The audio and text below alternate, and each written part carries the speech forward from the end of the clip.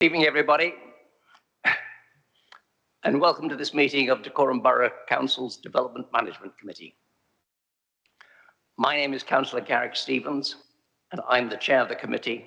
Our vice chair is Councillor Guest, who's sitting in the front desk down there. The other members of the committee in attendance are Councillors Allen, Councillors Allen, Bromham, Bristow, Patterson, Hobson, Wyatt Lowe, Riddick, Walker, and I've mentioned Fiona Guest.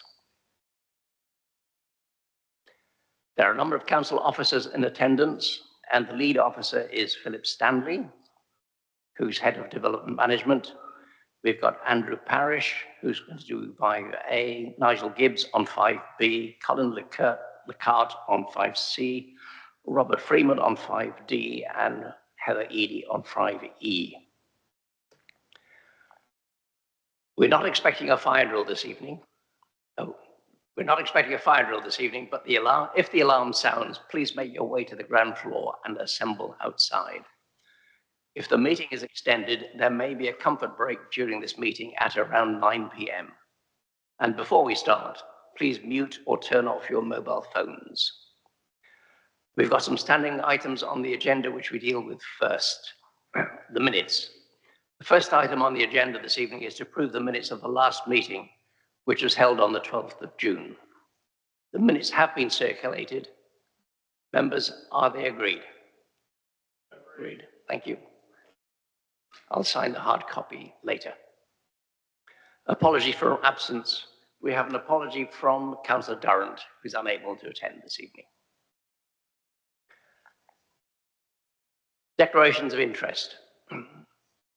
Please can I remind members to declare any disclosable pecuniary or other interests at the beginning of the relevant planning application. Any member who declares an interest will be allowed to stay in the meeting but will not have the right to vote. And I also want to remind members that only those present during the entire debate for an item are entitled to vote on it. That's good timing, Councillor Madden.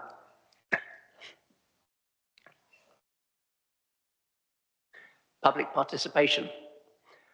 I would like to remind members and the public about the rules regarding public participation. We have a number of members of the public who have registered to speak, and the list has been circulated. Our normal practice is to bring forward applications where the speaker is present. Slight modification of that later on. You will be invited to address the meeting when the item you have registered to speak is to be discussed. The normal procedure and the rules in respect of times to speak will apply. The time per speaker is 3 minutes, and where more than one person is speaking on a planning application, the shared time is increased from 3 to 5 minutes. And the 5 minutes will be shared equally unless the sharing of time has otherwise been arranged prior to the meeting. Ward councillors will be entitled to their own 5 minutes to speak. And speakers in objection to the officer's recommendation are taken first. A timer will be displayed on the screen, and times will be strictly enforced. And members of the public will not be entitled to take part in the discussion that follows the public speakers. I have the discretion to remove any member of the public from the meeting if they interrupt, try to engage in the discussion, or are abusive. For each application, the officer will present the report to the committee. Then the participants from the public are called to speak. Following this, questions are taken from the committee along with statements and comments for debate. There will be a vote among councillors, which will represent the decision of the committee. Right, and the first item on the agenda is item 5A. Councillor Wylow. Thank you, Chairman. I have to declare an interest in this, in that I am the county councillor and the ward councillor for that area. I haven't spoken to anybody or expressed any views on this item, and I reserve my right to speak and vote, please. Thank you for the declaration.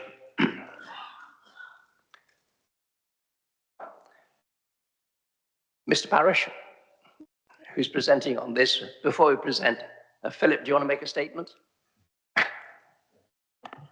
Well, it will be covered in Andrew's presentation, but the key point for members to note in respect of this application is that it's before members again to seek additional time to find the solution for the SANG solution to mitigate the impact on the Chiltern Beechwood SAC. Due to no change to policy or site context, the reserve matters, it's not an opportunity to revisit the reserve matters. It's purely to look at an additional period of time to find a SANG solution. But over to Andrew as the case officer. Thank you, Chair. Thank you, Chair, and thank you, Philip.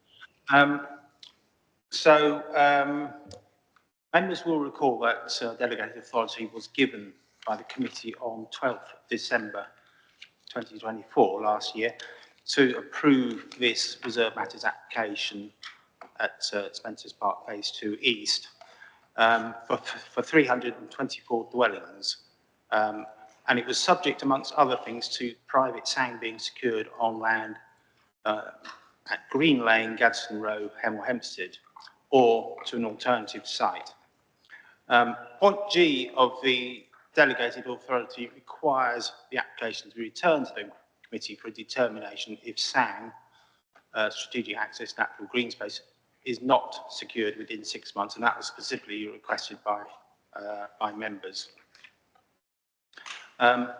Despite best efforts, SANG has not currently been confirmed, and the application accordingly is returned to the committee for redetermination. As Phil has just mentioned, there's been no material change in circumstances relating to the reserve matters themselves, which remain acceptable for approval, and the application is not being brought to committee to consider these details again. So as a key point, members are asked to focus their discussion entirely upon the SANG issue and the request for the extension of delegated authority. Just quickly turning to the SANG solutions themselves and what has been considered. The SANG solution at Gadsden Row that would have supported the development is currently at appeal following the committee's refusal in February this year. This was the applicant's preferred solution, although it remains that the appeal could still be dismissed, in which case they need to look for another solution. An alternative was, on their cards, was the SANG at Nettleton Road, Piccotts End, although unfortunately that too is currently at appeal, again following the committee's refusal in October last year. There are currently no other private SANG sites within the required catchment area, although the applicant continues to search for other off-site SANG in the meantime to mitigate the impacts of their development. There is the ultimate fallback of decorum SANG credits being allocated to the site, but that would need further discussion with officers, and at this stage, you know, those discussions haven't been entered into with great force. The provision of 324 dwellings, including 33% of which are affordable housing, is very important to Decorum's housing supply, and officers are confident that SANG solution will ultimately be found.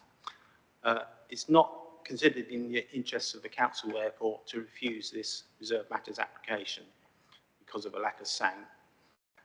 So the recommendation on page 10, which updates point G of the previous recommendation, is that of the previous approved recommendation, is that extended delegated authority is sought for a further 12 months. This would allow for the outcome of the above two appeals and potential SANG, as well as the potential for other alternative solutions to be found. Thank you, Chair. Thank you, Andrew. Members, over to you. Councillor Patterson. And then Councillor Guest. Part of this site is in St Albans District Council area, is it not? The part in St Albans is correct. basically the Spencer's Park Phase 2 straddles the boundary of both authorities. There will be a similar application being considered by St Albans District Council. Haven't they got any sang possibilities over that side of the border? Well, the sang solution at Gadsden Row was to cover both parts, so that would have provided a sang solution for both parts of the development.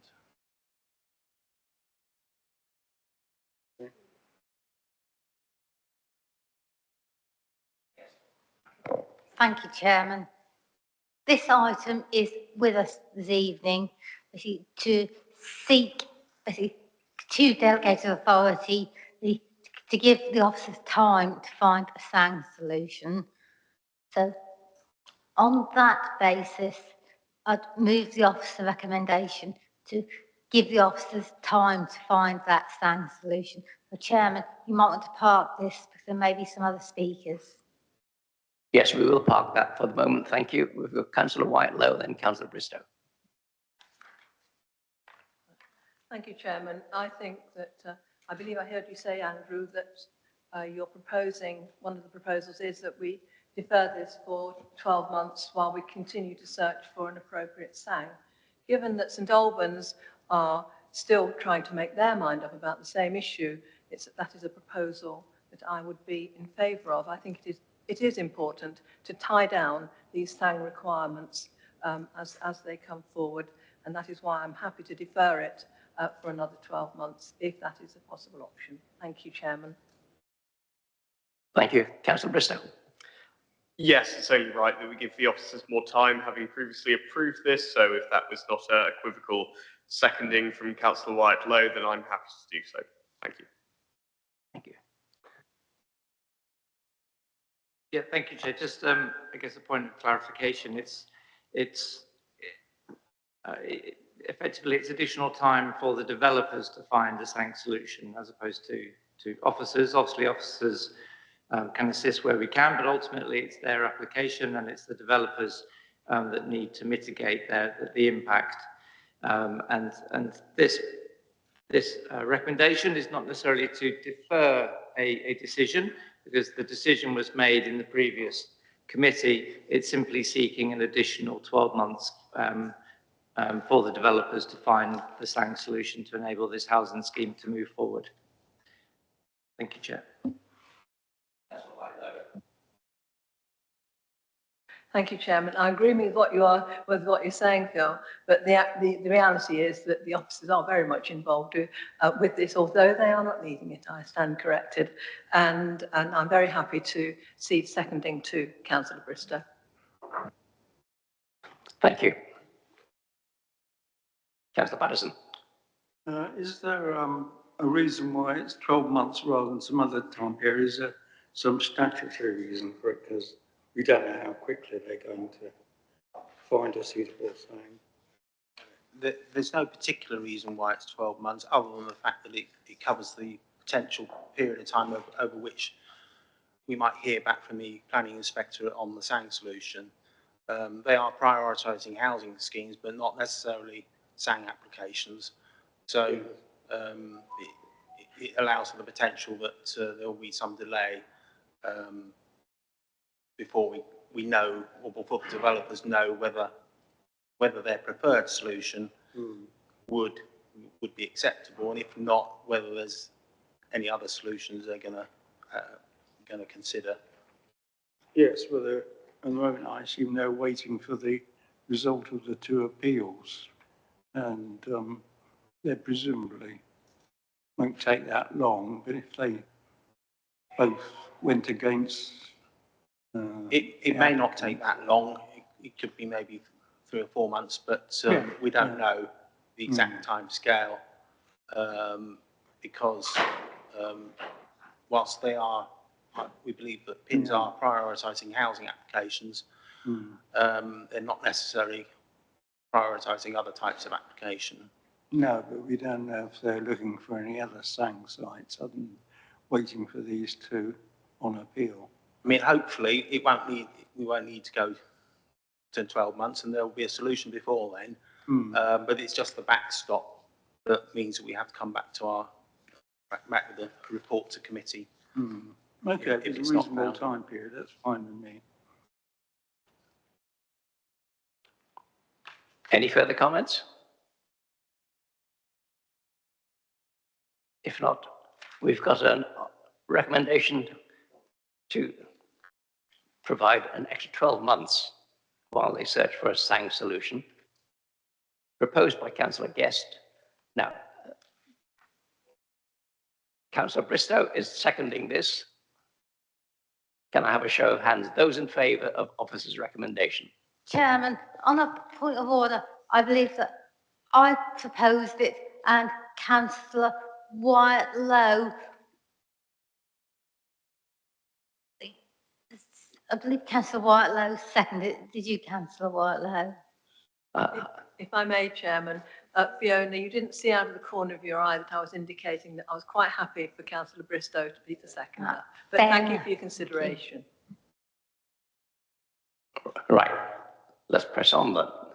Can I have a show of hands, please? Those in favour?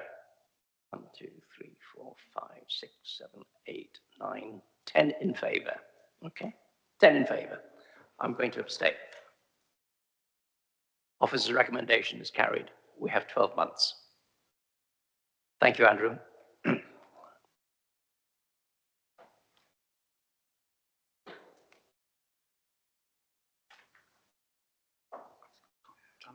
to work out. Right. I think we're now ready to move on to item 5B. And on 5B, we've got Nigel Gibbs presenting.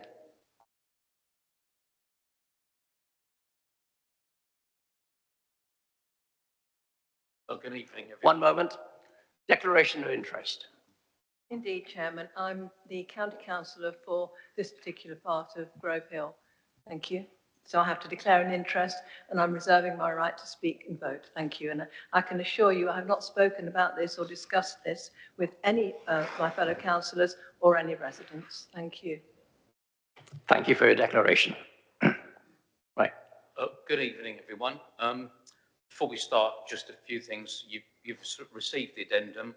There are some updates on there relating to the financial contributions to Section 106 agreement. That has all been finalised now, and in that respect, Hertfordshire County Council Education have withdrawn their previous objection.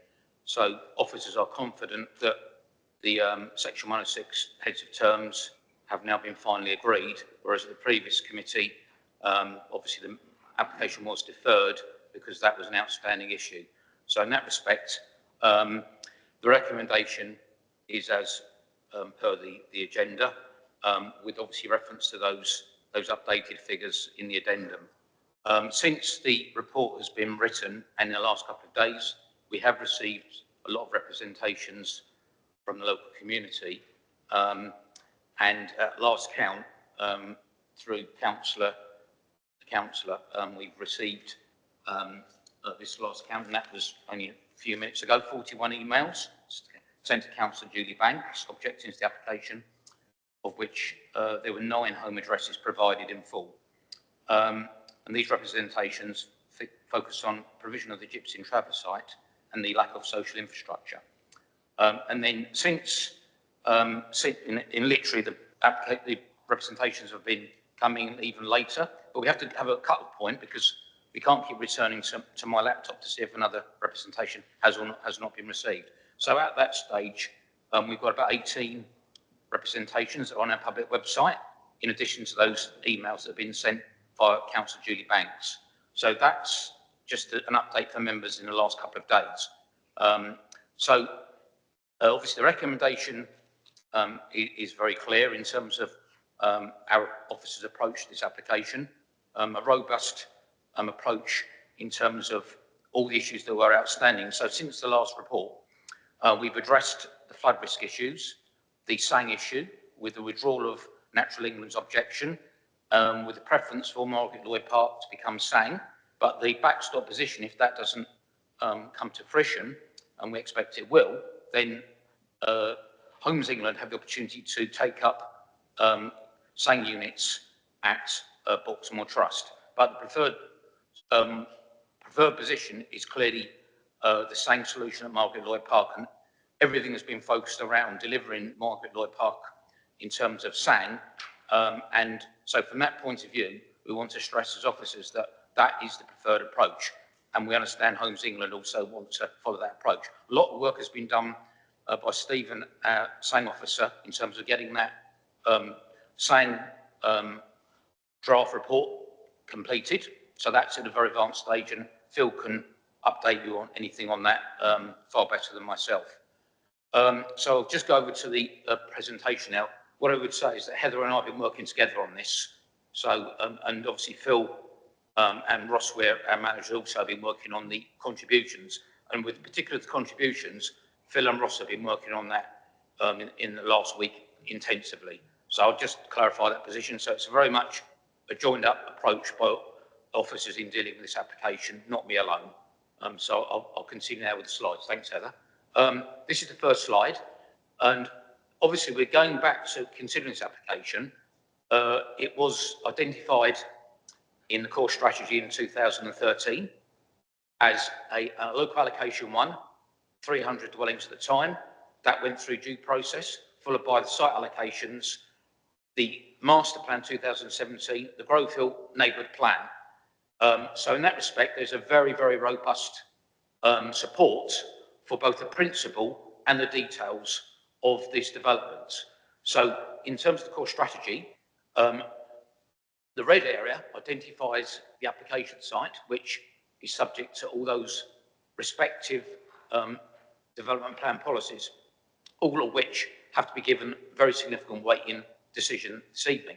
Obviously, this is also in the context that we're only back here because we couldn't issue the decision on the previous application that went to committee on the 29th of April in 2021. So when members consider this, the key thing is that the member decision has already been made to support this development in principle and a lot of the details. Things have changed, like the SANG as in particular, the contributions in particular. Obviously, B&G has come in, but however, that doesn't apply to this site because it's a revised scheme rather than a new scheme. So there have also been, as people know here, a great change in government policy within a short period of time. But if anything, the delivery of this site is even more critical.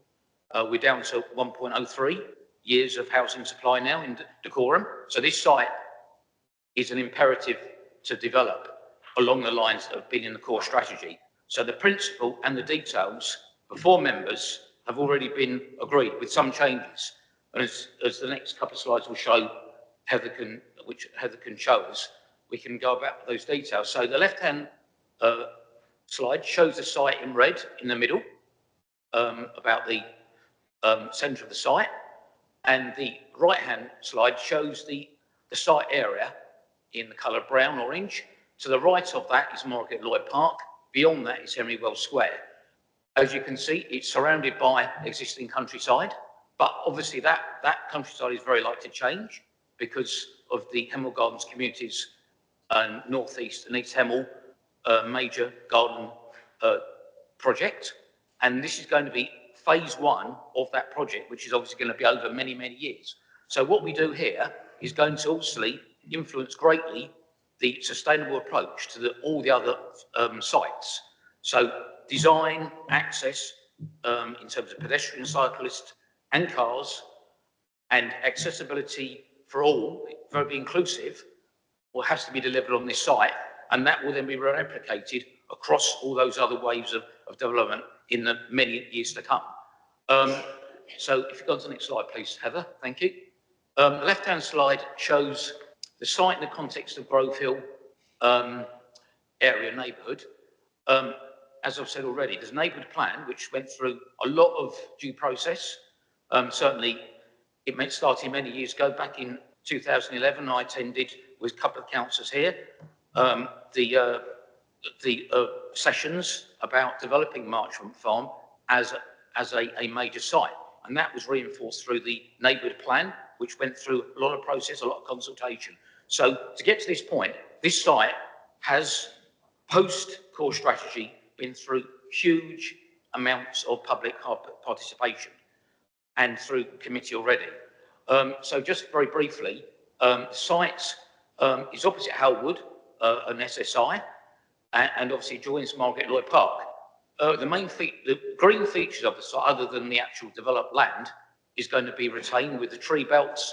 Halewood Wood will be linked to the new SANG, and obviously Margaret Lloyd Park and Halewood will be connected through a very connected footpath links. And one thing that we've always mentioned very strongly is to get that lit footpath from Piccotts End Lane through onto Hemel Square, fully lit, and that must be one of the #1 priorities of this site for safe access in terms of the three-phase development. Next couple of slides, please, Heather. These are taken from the developer's documents. If you know the area, then it's probably self-explanatory. On the right-hand corner is the edge of Grove Hill. The little green area that is excluded is now got the 32 units that the committee approved for the council development, mix of houses, including a lot of houses for people with disabilities, really good inclusive scheme. And basically, that whole red area will be developed in 3 phases. The idea is they will start at the phase closest to the link road with a new roundabout. That roundabout was initially to serve just the 350 or 3 to 350. However, it's now designed a much greater capacity. That doesn't come from decorum. That is something that's evolved through Homes England and their predecessor discussions with officers about the need to connect into the wider area that is under the ownership of the Crown Estate. So I think basically those photographs, if people know the area, are self-explanatory. The left-hand one shows a link road. That hedge is now much stronger. And as you can see, the levels drop away from Grove Hill, slope right down towards the Piccotts End direction and also towards the link road. So the ridge line is very, very high, and that is very sensitive to change. And obviously, one of the plans show about 2 or 3 story developments. So there's a very important issue about urban design, which will obviously be at the reserve matter stage. So I think we can continue now, Heather, to the next slides. This shows the site's relationship with the HDC area. The red small triangle area, and that's small, it's 3 to 350, is a very small part of the HDC wider proposals, which obviously are going to be generational in terms of delivering this garden town development. And I think the other LA1, LA2, LA3 are all shown within, and LA6 are all shown within this map. Anyway, perhaps the next slide, please, Heather. This is the latest illustrative plan, and at the end we'll compare 2021 with 2025.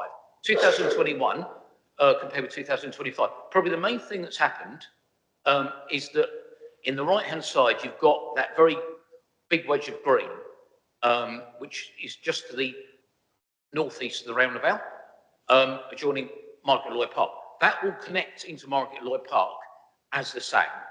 Obviously, that way they will obviously connect together.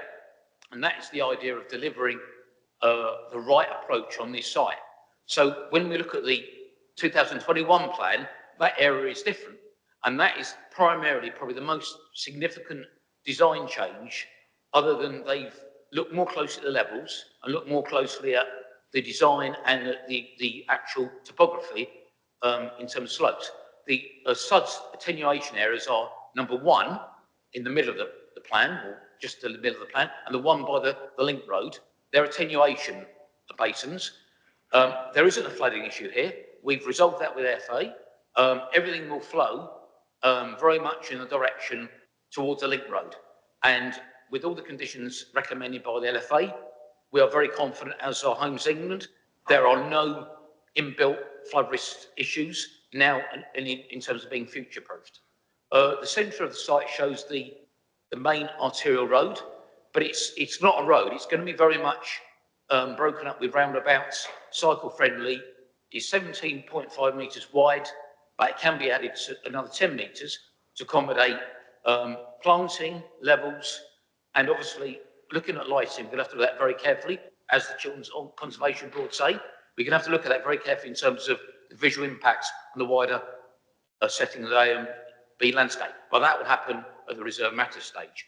The layout's in 3 phases, perhaps at the bottom quarter, then the middle quarter and the upper quarter, but we'll show a phasing plan on that. Clearly, it's two and three story mainly. On number 12 is the Gypsy and Traver site.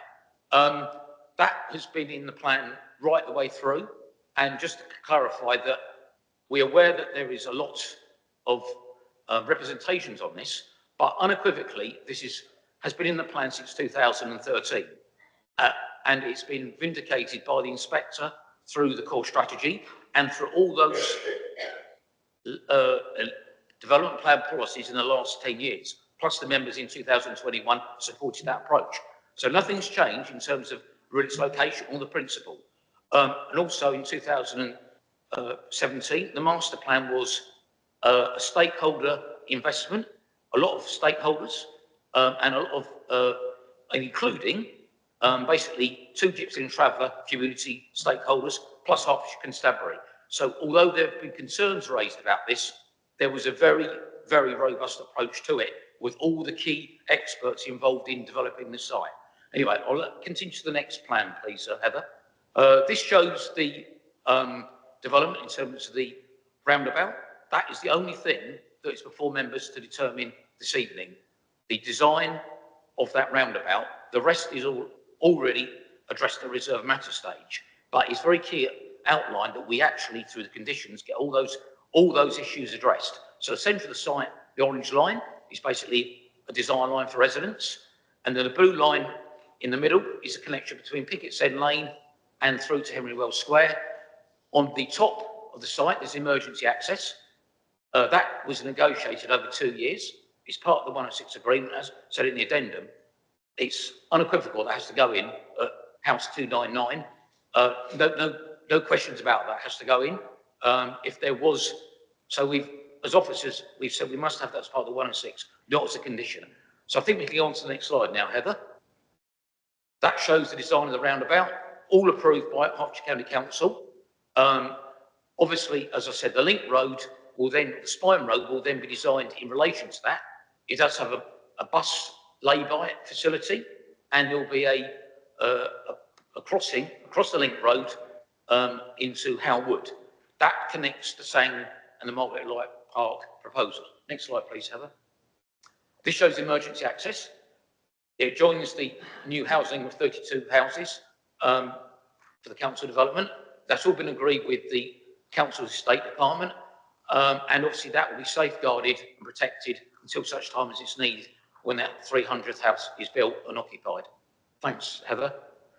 This shows the building heights. As explained, there's a very steep slope on this site, and I'm sure most people here realise that.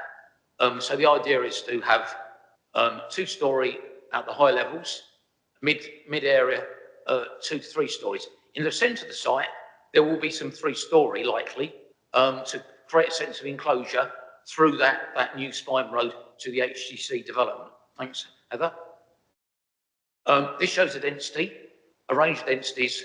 The purple is the lower density, and the orange is the most dense, with the other blue and in the middle, basically. So we have a range of densities, and if we go to the next couple of slides, Heather, we'll come on to that in a minute, but that's the green infrastructure. Again, these principles are very much embedded within the actual 2030 master plan. So with the major change has been with the master plan is the same in the right-hand corner that I've discussed already with you. So the 2 attenuation areas by the spring, by the access road and in the centre of the site, the green corridor through, and those green links linking Piccotts End Lane with Hemel Square. So I think really, on to the next slide there, Heather. This just shows the uses. Everything's residential, including the Gypsy and Traver site, as hatched in red. Thanks, Heather. Topography, as I've said, people know here, huge slopes to deal with. So clearly, a detailed reserve matter stage, and that's where our urban design team will be very key to ensuring that we get the right balance of heights and landscaping across there. So clearly, at this stage, if we get the kind of principles right, then that should fall into place when the reserve matters are submitted. Thanks, Heather. This is the landscaping, reinforcing really points I've raised. The same on the right-hand side, Piccotts End Lane to Hemel Square, cutting through the middle of the site. The very green spine road running through the site, with a good distribution of internal landscaping, retention hedges, retentioning of the Margaret Lloyd Park wooded buffer, number 2, and along the Piccotts End edge, number 1, some significant new hedge planting, and obviously along the spine road as well, there'll be hedge planting and retention as well as the link road. Thanks, Heather. Blue infrastructure, as I've said, 2 attenuation ponds, and obviously following the levels, number 1 in the middle, number 2 by the link road. Thanks, Heather.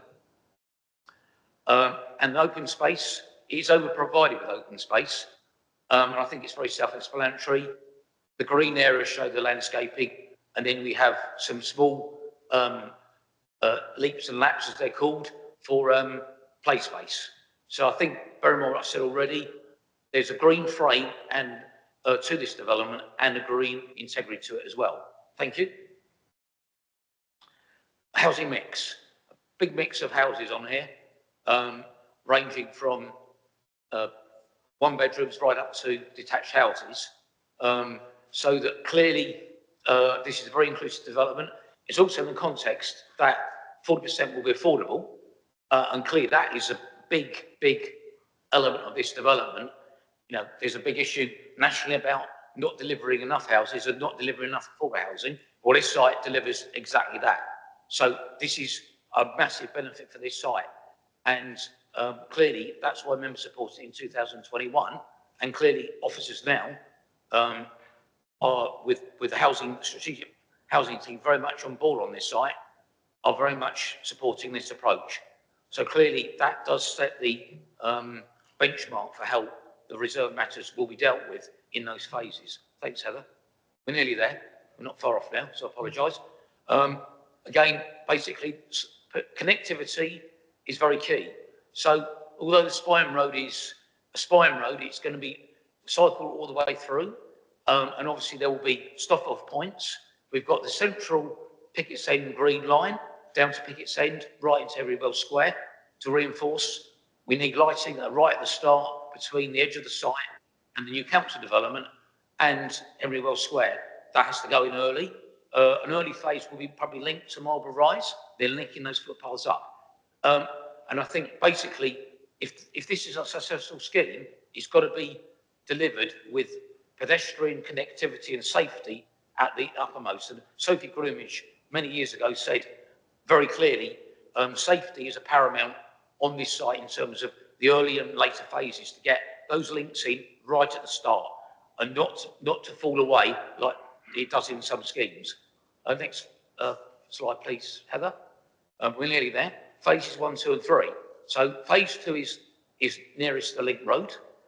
Phase 2 is in the middle, and phase 3 is at the northern end.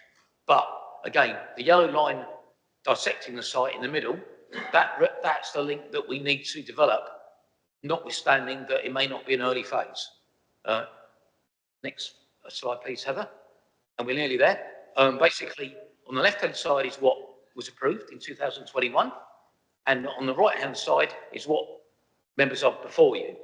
As you can see, there are not substantial differences between the two.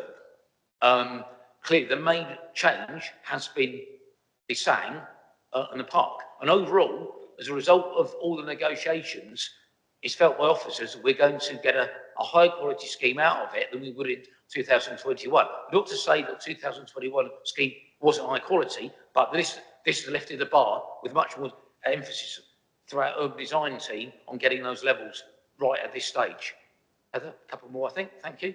Right, going back to 2013, this developed the master plan in 2017.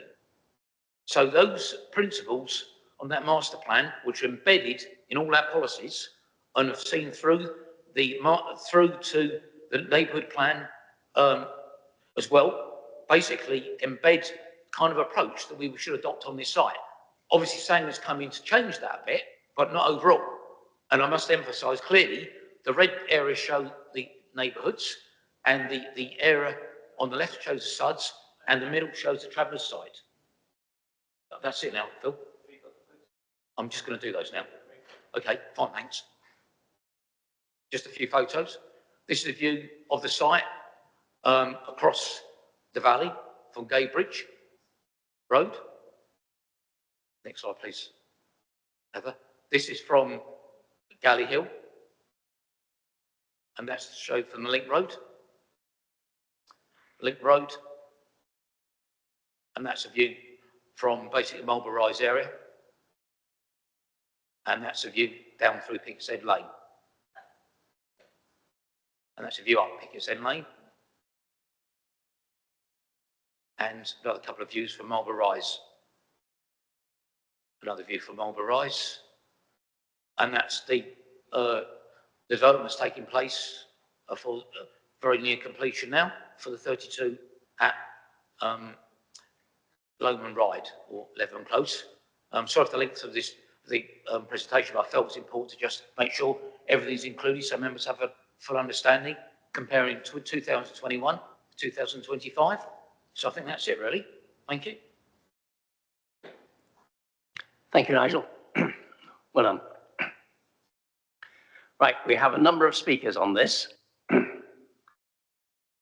And I believe Councillor Banks is going to speak first. Councillor Banks, you have 5 minutes. Thank you. Good evening.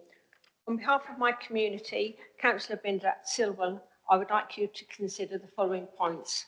Whether this application represents a significant and unjustified incursion into the countryside and would result in a permanent loss of valuable farmland and open space. It clearly conflicts, in my view, with the core purpose set out in the National Planning Framework, particularly, and this is planning speak, so I hope you know what I'm talking about, A, that is checking the unrestricted sprawl of large built-up areas, preventing neighbouring towns from merging into one another. I'm thinking of Groveville and Piccotts End, Highfield and the proposed site. And C, safeguarding the countryside from encroachment.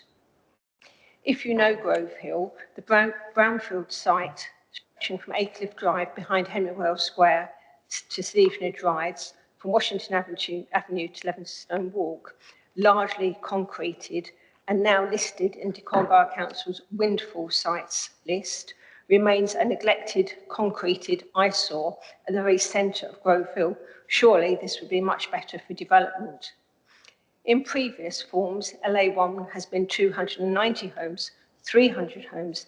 Now, I would argue considerably more, closer to 400 homes, when you think the 350 here and the 50 or 32 that have been built out on the edge of LA1.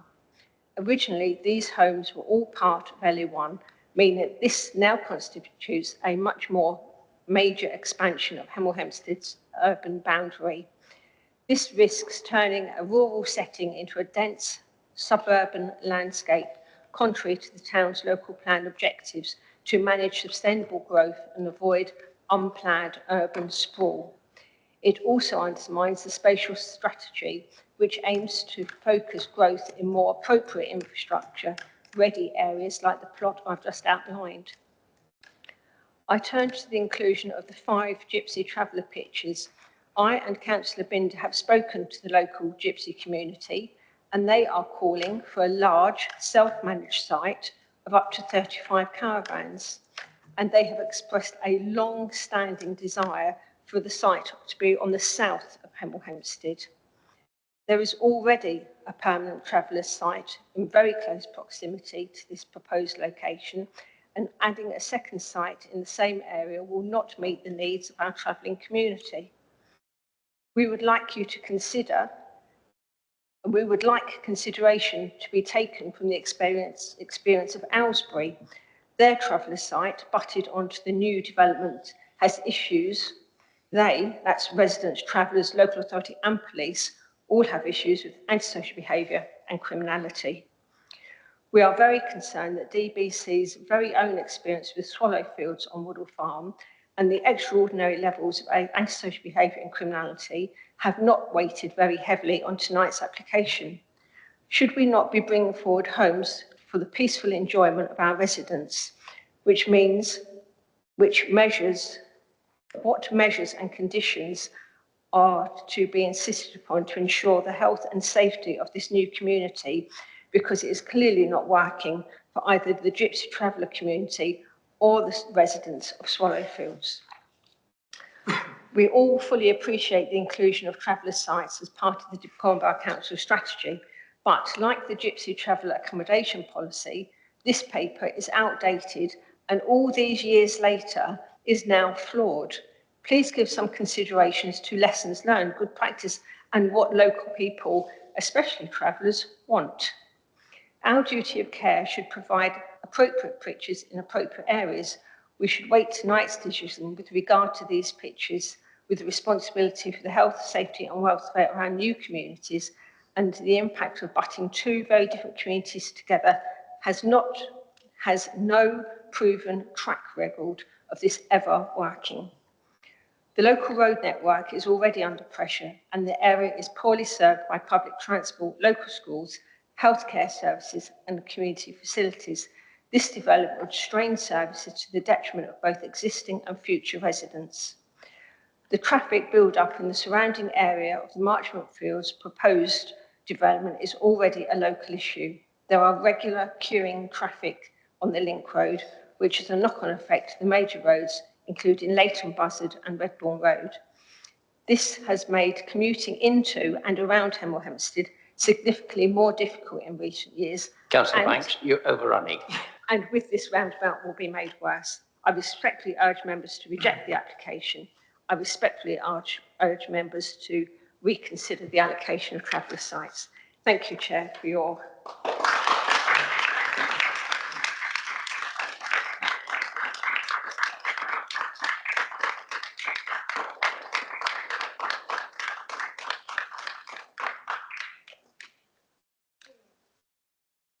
Our next speaker is Mr. Pete, who's speaking in support. You have 3 minutes, sir.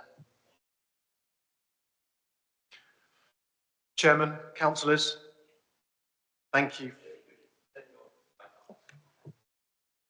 No problem. Chairman, councillors, thank you for this opportunity to address the Planning Committee and respond to the comments that have been raised. As you will be clear from the committee papers, this application follows an existing local plan allocation, LA1, site allocation master plan, identification in the Grove Hill neighbourhood plan, a 2021 committee resolution to approve, and an emerging local plan allocation, all of which include the provision of 5 gypsy and traveller pitches on site. The principal elements of the scheme have therefore been long established and robustly tested through local plan and application processes. The committee report also points to the critical importance of LA1 in meeting the council's 5-year housing land supply and its supply of traveller pitches alongside site LA3. The application before you provides an indicative master plan that addresses all of the local plan policy requirements, including the gypsy and traveller pitches. Land on the western boundary of the site has been reserved for these pitches, which will have mature screening for the privacy and amenity of residents. It will be positioned for the ease of access to the road network, small scale and designed to a high standard with an open frontage similar to other forms of housing. The section 106 that will follow this resolution includes provision of for the applicant to submit the G&T site maintenance and management scheme for DBC approval. This will ensure that the appropriate management and maintenance arrangements are secured into the future. In terms of some of the other comments that have been made in the addendum, one comment comments have been made about the recent lack of consultation. Well, firstly, we met with local ward and county councillors in January 2025 to update them on the status of the application and the progress with the update of the technical information. And a newsletter update was also delivered to 2,261 properties in the local area. This was in addition to the consultation the LPA have undertaken as part of the refreshed application.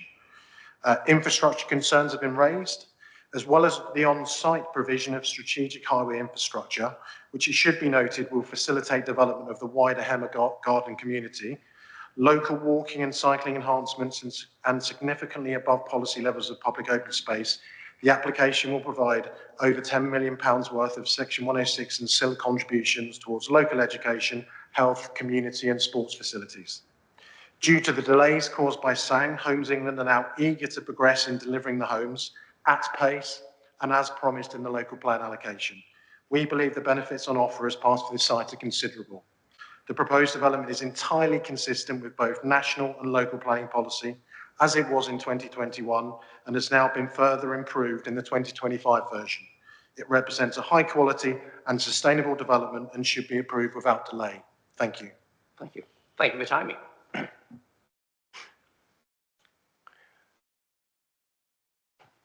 Right, members, over to you. Comments. Councillor White-Low. Thank you, Chairman. I do have a lot of reservations about this site, and if you can bear with me while I walk our way verbally through them. And I speak as someone who lived in Grove Hill for 10 years and whose children played in the meadows and fields that are now being proposed to be built on. If you go back, thank you, Heather, that's a perfect slide.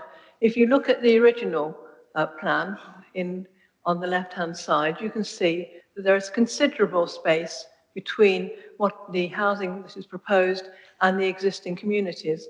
And while nobody wanted to see building, particularly on that site, they accept there is a need for housing, but in many ways that addressed concerns about proximity to the existing communities and so on.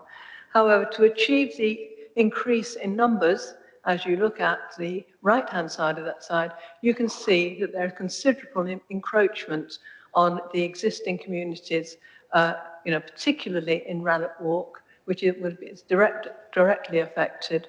I'm glad to see the introduction of the SANG extension from Margaret Lloyd, which then does provide some protection for the residents in Sevenmead and Marlborough Rise. In principle, I accept that there will be building on this site, but I am dismayed at the number of houses that's being proposed for it. It's just squashing too many in for the size of the site, in my view. Turning to the Gypsy and Traveller site, as the ward councillor and county councillor for Swallowfields, we have direct experience of what can happen on those sites. The Swallowfields site is owned by Hertfordshire County Council, and there are huge problems which are evident to the general public by the overspill of parking and vehicles and low-level trailers in 3 Cherry Trees Lane, which the police and our antisocial behaviour teams seem absolutely incapable of dealing with. And I know that they are providing their best efforts to try and solve these long-standing problems, and in fact the problems are growing. I have huge fears about what could happen with the, in quotes, 5 pitches in Grove Hill. If you look at the picture on the right-hand side, you could see that there are 5 nicely placed living units in there.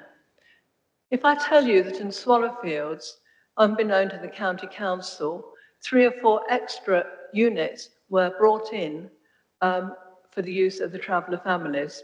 How do I know this? Because one day I received a call from a company in Derbyshire and said, can you tell us anything about the 2 caravans that have been stolen from your site in 3 Cherry Trees Lane? And I have to admit I could not, but I did some digging and found that they regularly supply extra to that site. To me, that indicates that the Gypsy and Traveller unit at County Council have no control over what is going on that site. And I'm sure as a County Councillor, I will be castigated for saying that, but it is the plain truth. I'm looking at this plan before me, and I can see quite obviously from my own experience that that little site with its 5 and the open spaces around it will be prime areas for spillage and for overspill and misuse the area itself. And I've already formed a view, having listened very carefully to Nigel. Your reports are always very full and very thorough, and I congratulate you on it. But for the sake of the residents in Grove Hill, I will not be voting for this application unless there are significant improvements to the conditions around the siting of the travellers' pitches, which can curtail effectively any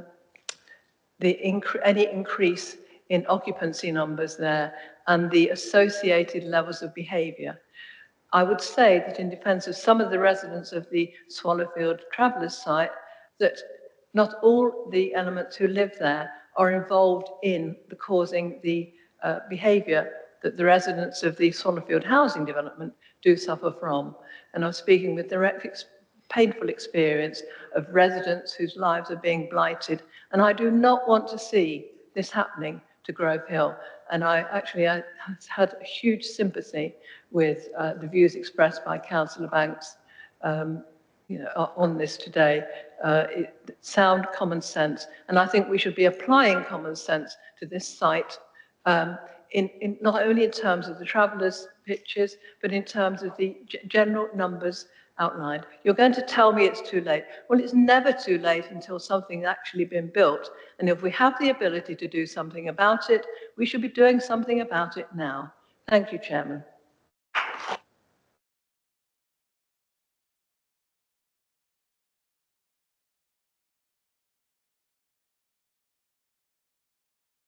Philip.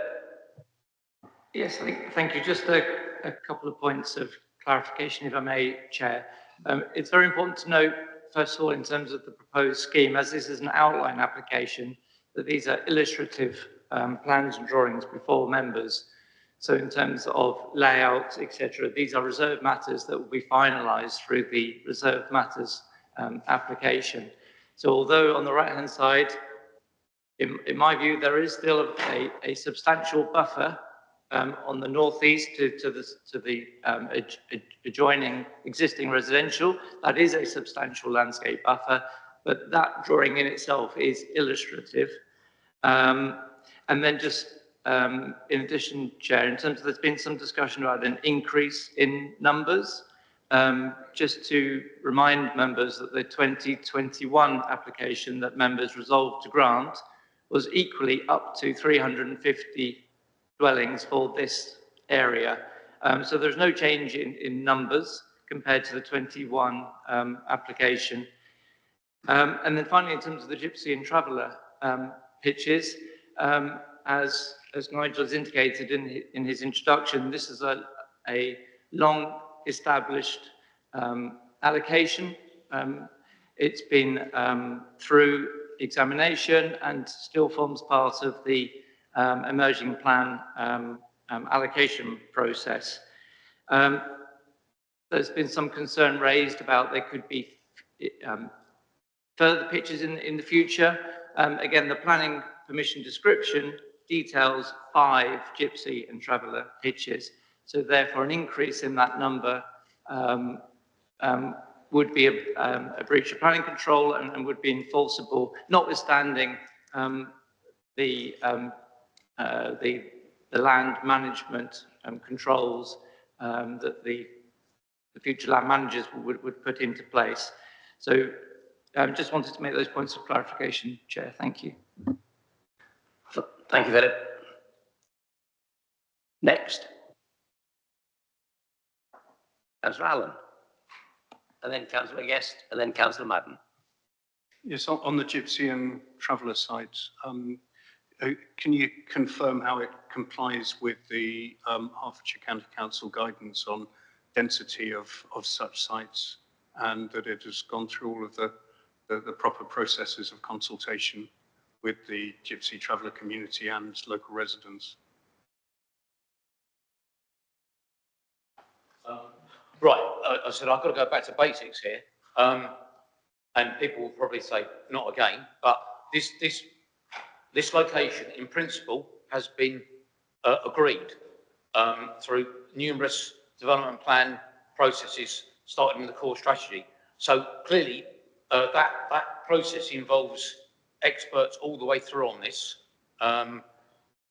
in terms of looking at the principle and the number of units, in terms of the actual need to provide the number of units that are required by the Gypsy and Traveller community. Now, just to confirm, the 2024, as confirmed in my report, government's publication in December made it absolutely unequivocally clear how local authorities must deal with Gypsy and Traveller sites. That is unequivocal.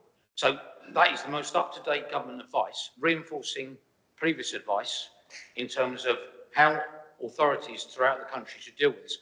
I've spoken to Ronan, who's strategic planning manager, and he's been dealing with Francis Whitaker, who's obviously had long-term knowledge of this issue, and their advice is, and it's reinforced today, it's absolutely critical that this site is delivered in principle and the number.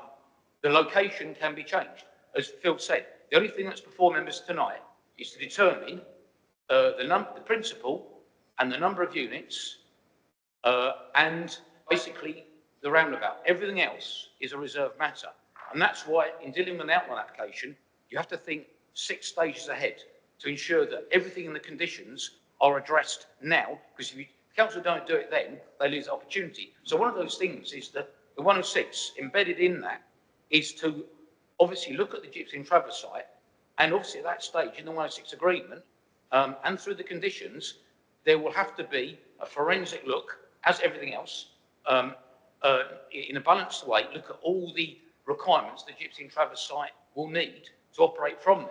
And there will be consultation with the Gypsy and Traveller community. And what I'd say is that any developer developing this site, and I'm sure Homes England would want to go through that process, there'll have to be engagement with the Gypsy and Traveller community, with and Homes England, of how they want to develop that site in terms of the layout for those 5 units. Obviously, all the infrastructure has to be put in place as well. So we're a long way from the final finite design.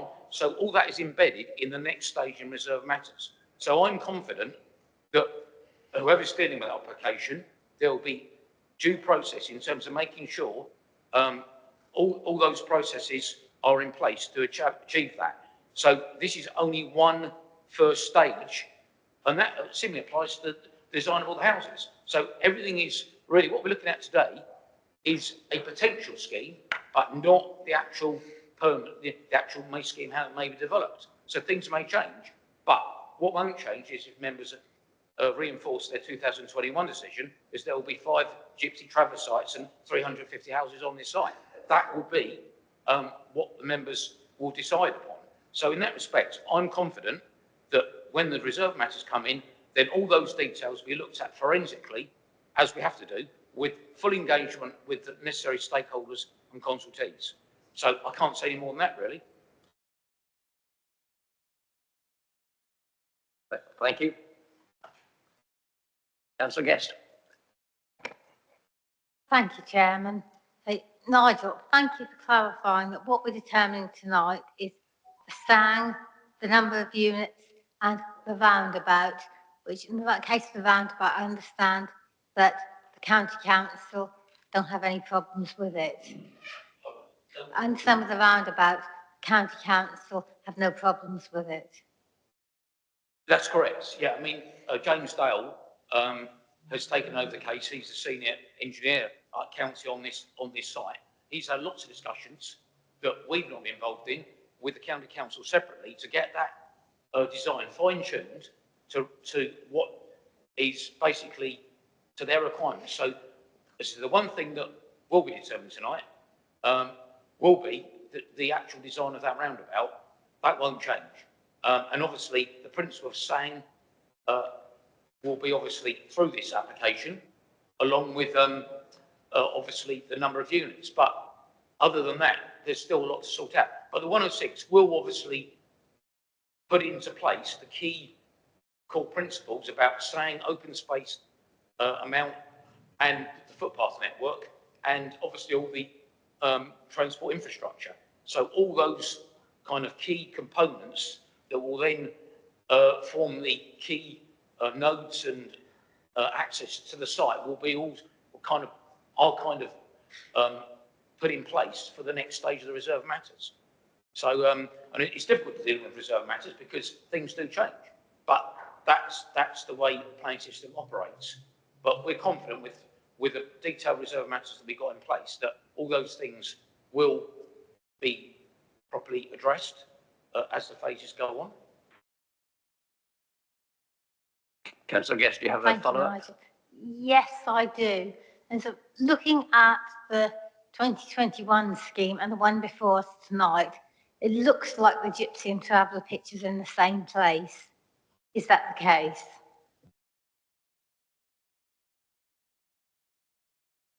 My view is, yeah, it's very similar. Obviously, this is they're diagrammatic, but obviously that position reflects the 2017 master plan that we showed at the end of the presentation. So that has been something that the spatial layout, the team that were involved in that, and none of us here were involved in that, obviously went through that process to come up with that spatial layout. And that is that has been the template, the blueprint for how Homes England have evolved that scheme. And as we've got to remember, Homes England's predecessors, Homes and Communities, basically were very much agreed that master plan in 2017. Master plans are very, very important. I mean, they're an incredibly important part of planning development plans process, whereby you get a site and you get a master plan from it, you can have confidence that site will then be developed, rather than in that hook way that often happens when you get greenfield sites that don't have all those parameters in place. So the council has the opportunity here to have a high quality scheme reflecting all that work that went on before, rather than an hook approach of bolting on development onto bolting on development. This has actually been thought through extremely carefully over many years by multiple professionals on that. So clearly, where we are now is a combination of years and years of multidisciplinary approaches within the council and externally to get to this position now. So that's why I think officers have confidence that what we're talking about this evening is the end product of all that process. And obviously we've had the planning inspectorate endorsing everything back in 2013. So clearly it's a drip process to get to that blueprint. The blueprint is before you in a bit of a different form than we had before.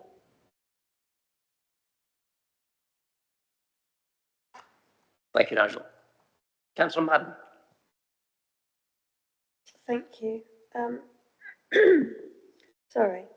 I'd like to talk about the 40% affordable housing. It's my favourite subject, as I'm sure you all remember. When they say 40% affordable, I want to know how affordable this is. How much of this is social housing?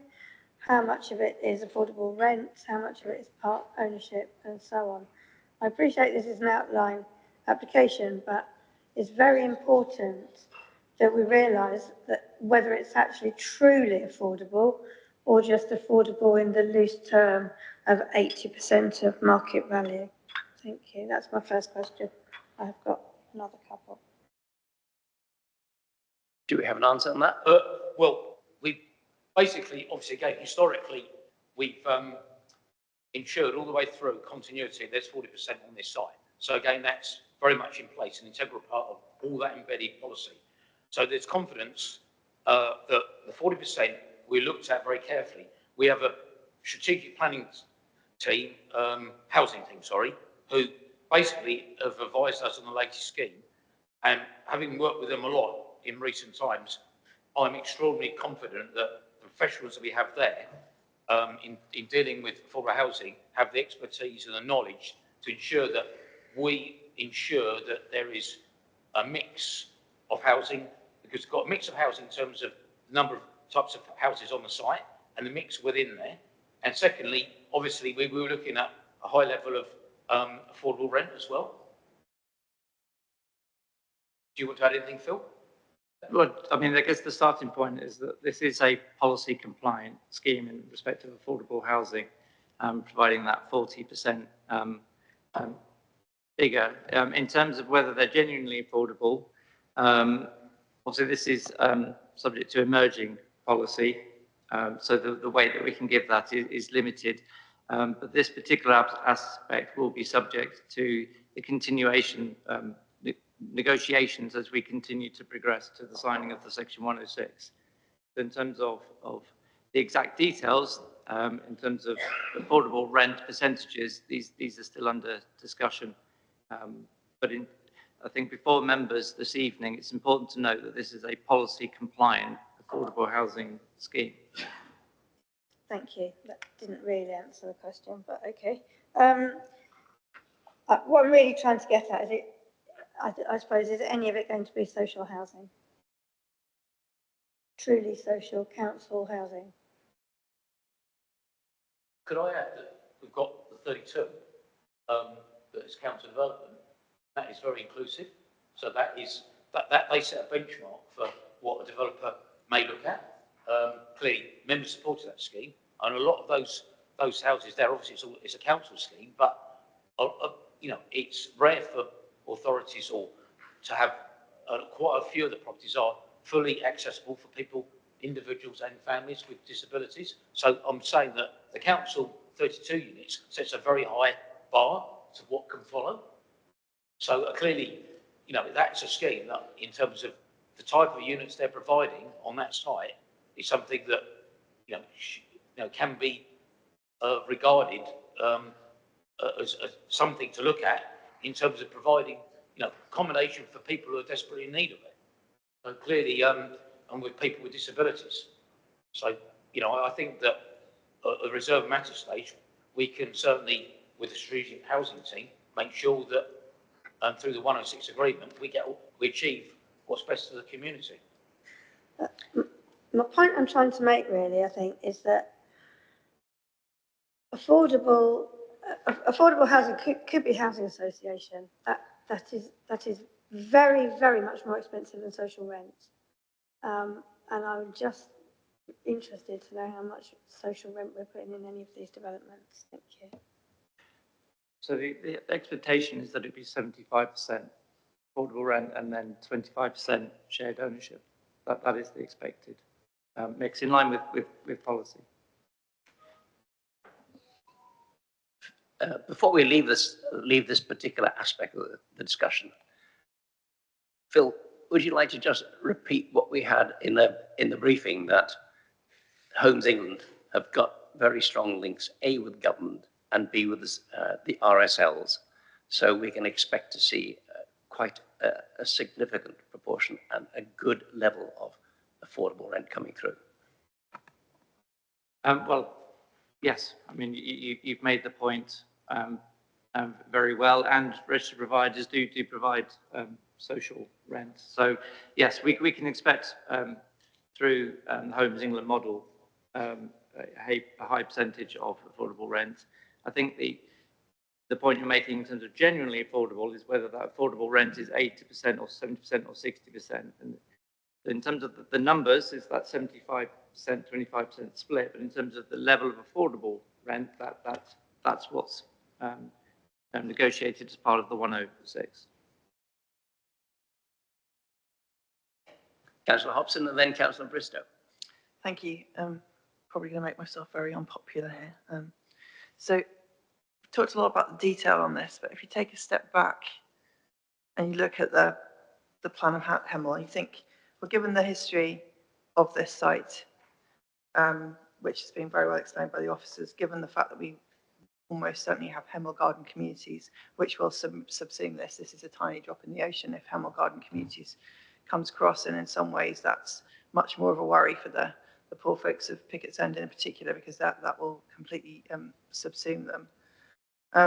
Given that we have this desperate need for homes, barely have a year's supply, and if you were looking at, you know, from above where this might go, we've talked about urban sprawl, but this to me on one view is that this is much more of an infill rather than a sprawl into Greenbelt, and nobody likes building on Greenbelt. But you know, if we get back 70 plus years ago, post-war development, Hemel Hempstead looked a lot more different. There was a lot more greenery, and indeed places like Grove Hill didn't exist, and they were much needed houses, and they were built well with plenty of green spaces, which is what I'm seeing here. You might tell from my tone of my voice that I'm not absolutely delighted and jumping up and down with glee with this, but I think given that the constraints and the pressures that we face as a council, and the slight tweaks and the fact that we're thinking about the sounds and everything, you know, if you are going to build this many houses in Hemel Hempstead, this is, I think, a pretty good site.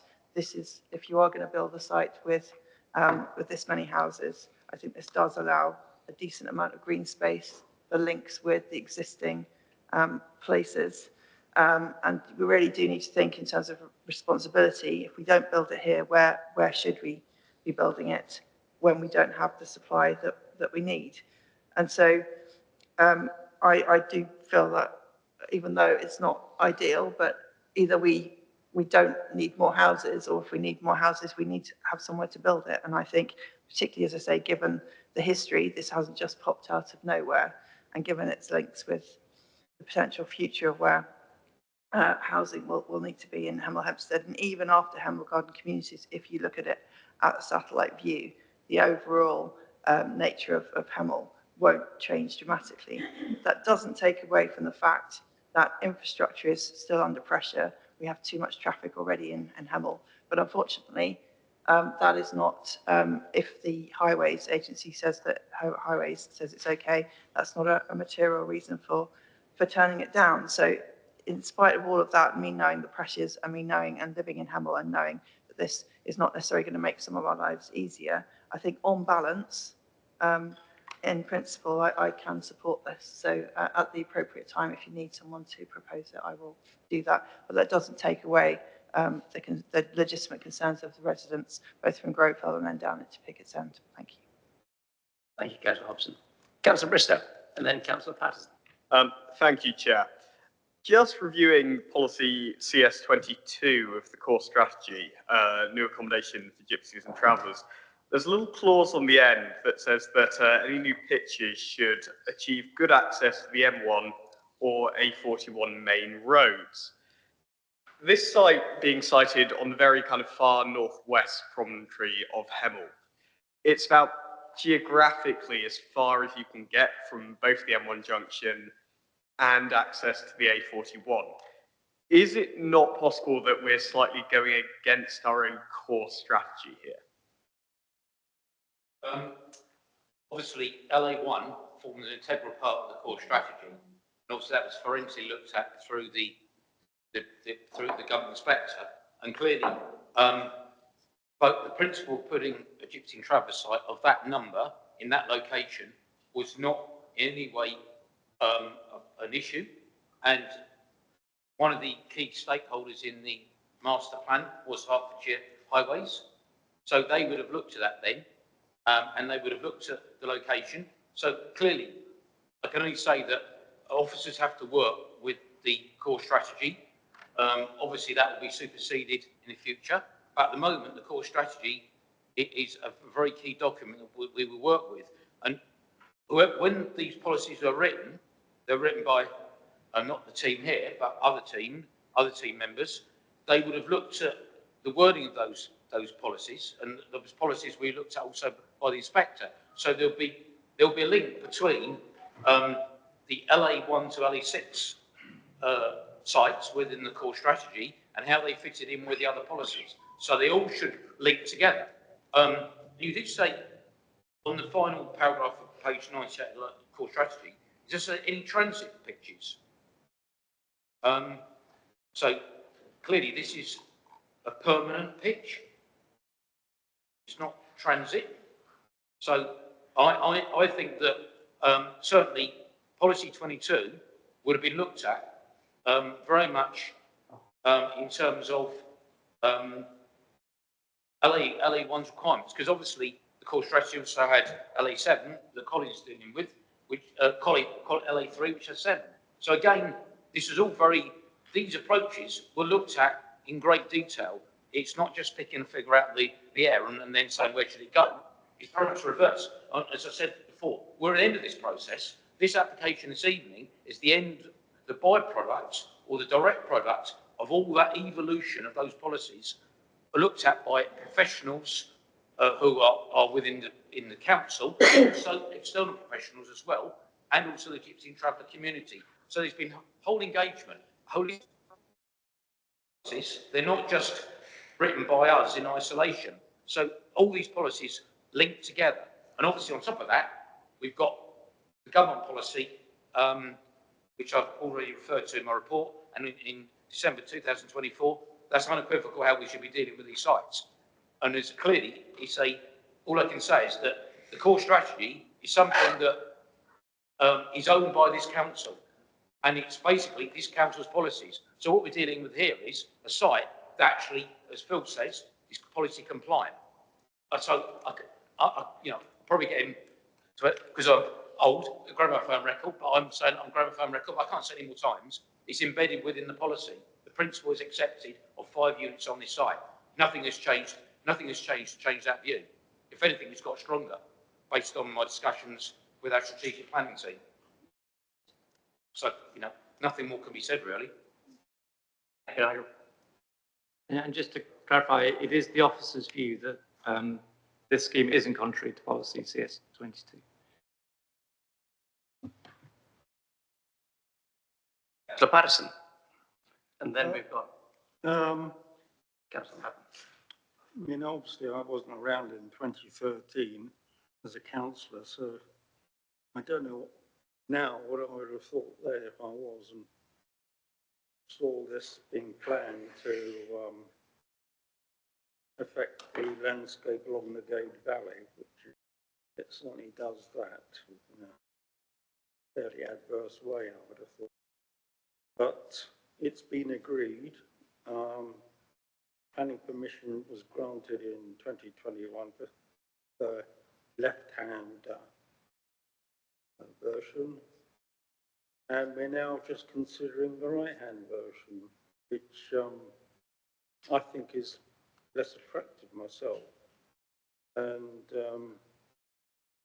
although it's described as a sang connecting Margaret Lloyd Park, it's not very big, and Margaret Lloyd Park is a lot bigger, so it's really just a sort of appendage to it. And you could have argued that the strip of land in the left-hand slide is in some ways more attractive as a sang, because it stretches all the way along from north to south and also connects with Margaret Lloyd Park. So the advantage of having the sang number 3 right-hand side is a bit contrived, it seems to me. I would have preferred saying that the other strip was a sang, and then we could keep the, what seems to a lot of people to be a more preferable version of it. So I'm not sure whether I'll vote in favour or not because of that. I'd rather we return to the earlier version myself. Another question I've got, well, that wasn't a question, and that was a comment, but a question I've got is about Piccotts End Lane, which is there's a slide of it. Can we find it?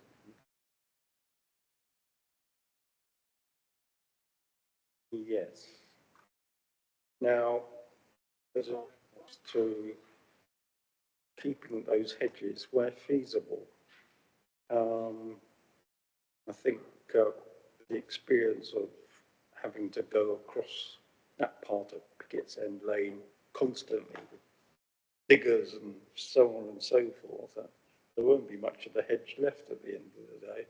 So can we insist that any missing hedges are replaced rather than just saying they'll be kept where feasible? Because we know most of it won't be, I'm sure.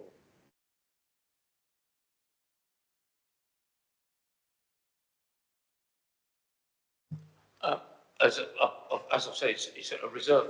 Obviously, everything on reserve matter stage will ensure that we look at all those issues. And a key element of the whole approach on this site is to have retain the green perimeters and reinforce those.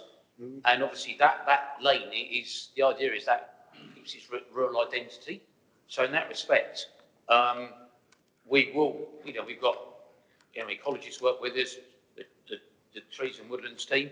So clearly, from a very much an experience point of view, we will make sure that with our experts giving us advice, that there is a responsible approach to retaining and reinforcing those hedges.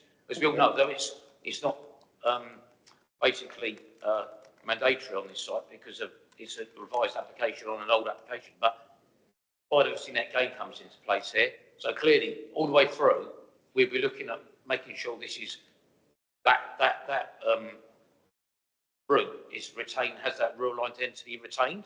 And clearly, we have planning conditions that sometimes, unfortunately, are breached, but responsible developers will work with us to ensure that doesn't happen. And I think these days, because there's so much emphasis on ecology and saving the environment and climate change, that maybe the days of when sites get trashed before the developer moves on are very much gone into the past now.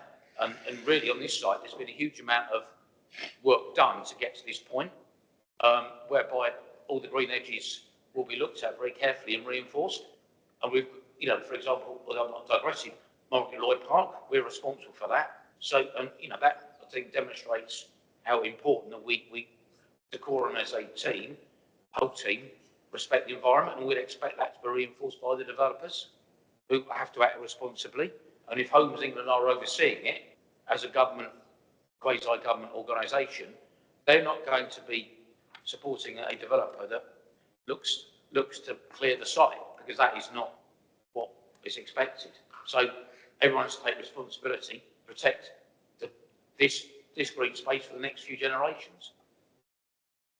Okay, thanks. Final question, I suppose this is something for the future as well. That I thought there needs to be some sort of bus routes going into the site, because as far as I'm aware, there's no bus service along Link Road at the moment, is there?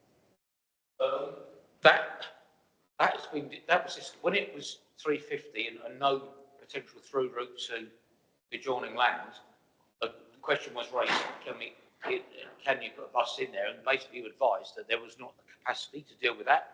But obviously we have a bus lane, there can be a lay-by on the Link Road for the development, but in the long term, that potentially that will become a major busway.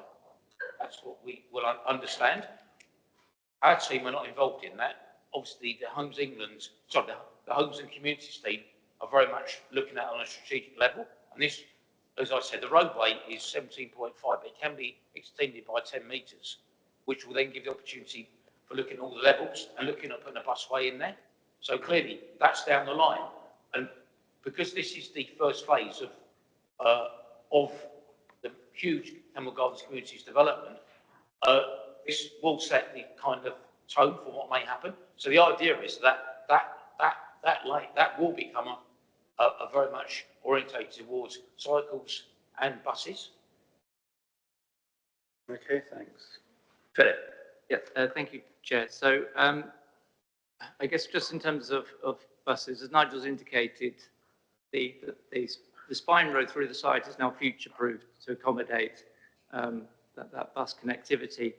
And in the heads of terms in the addendum, members will see a very large contribution, over £400,000 towards bus services, as well as the upgrade to the Washington Avenue bus stop. And that's in addition to a huge range of other active travel benefits that will accrue from this development, including enhanced pedestrian links and cycleways.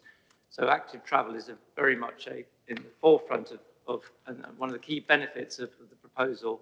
I just wanted to come back in terms of SANG, if I may, Councillor. If the scheme on the left-hand side had been achievable from a SANG perspective, there would have been no need to revisit the whole scheme. So there are certain requirements in terms of the relationship, the border between houses and the SANG. It can't have kind of an abrupt urban boundary, as would be shown on the left-hand picture. It needs to have more of a naturalistic feel, which the wider buffer zone in 3 enables. And there's also requirements for a certain length of the circular footpath that again, but without coming too close to each other, as you go around that loop, you can't see, someone else on the, so the SANG solution in the left-hand side is simply not possible. So they've had to revisit, and that's the reason for the revised scheme. And now we have the SANG proposal in 3, which is approved in principle by Natural England, obviously subject to the final details in the management plan. Yeah, but I think we were hearing on Tuesday night at the presentation that they were also looking at the Boxmoor Trust land as well. Members felt this wasn't entirely satisfactory. Well, I think it's important to note that the extension being provided here as part of this application is what is needed to create a SANG in combination with Margaret Lloyd Park. Without the extension land, number 3, there would be no SANG at Margaret Lloyd Park. So Homes England have confirmed that regardless of whether they end up using credits from the wider Margaret Lloyd Park SANG or whether they use credits from the Boxmoor Trust, that land, number 3, will still be transferred, and therefore a SANG can be created. And that, is a very important benefit for members to note from this scheme in terms of the increased strategic SANG capacity that this allows to enable us to deliver housing elsewhere in Hemel Hempstead. So, again, that the provision of a SANG is a key benefit of the proposals. Not very large though, is it? Compared to some of the other SANGs, potential SANGs we've considered. It meets all the Natural England guidance for SANG, and there would be surplus credits if this development, 350 units, took credits from the wider Margaret Lloyd Park SANG. There would still be surplus credits that could facilitate other housing developments. So are you saying Margaret Lloyd Park is a SANG as well? So the Margaret Lloyd Park SANG would be the existing Margaret Lloyd Park plus the extension area shown in number 3. See. Well, it's something that already exists though, isn't it? It's not an alternative, it's an existing green space. Some of them are. Hmm? Oh, aren't they? Yeah. Am I misunderstanding this? It's an existing green space, but it's not a SANG because there are a list of characteristics that a SANG needs to comply with. One is the area of land and the distance of the footpath, the naturalistic setting.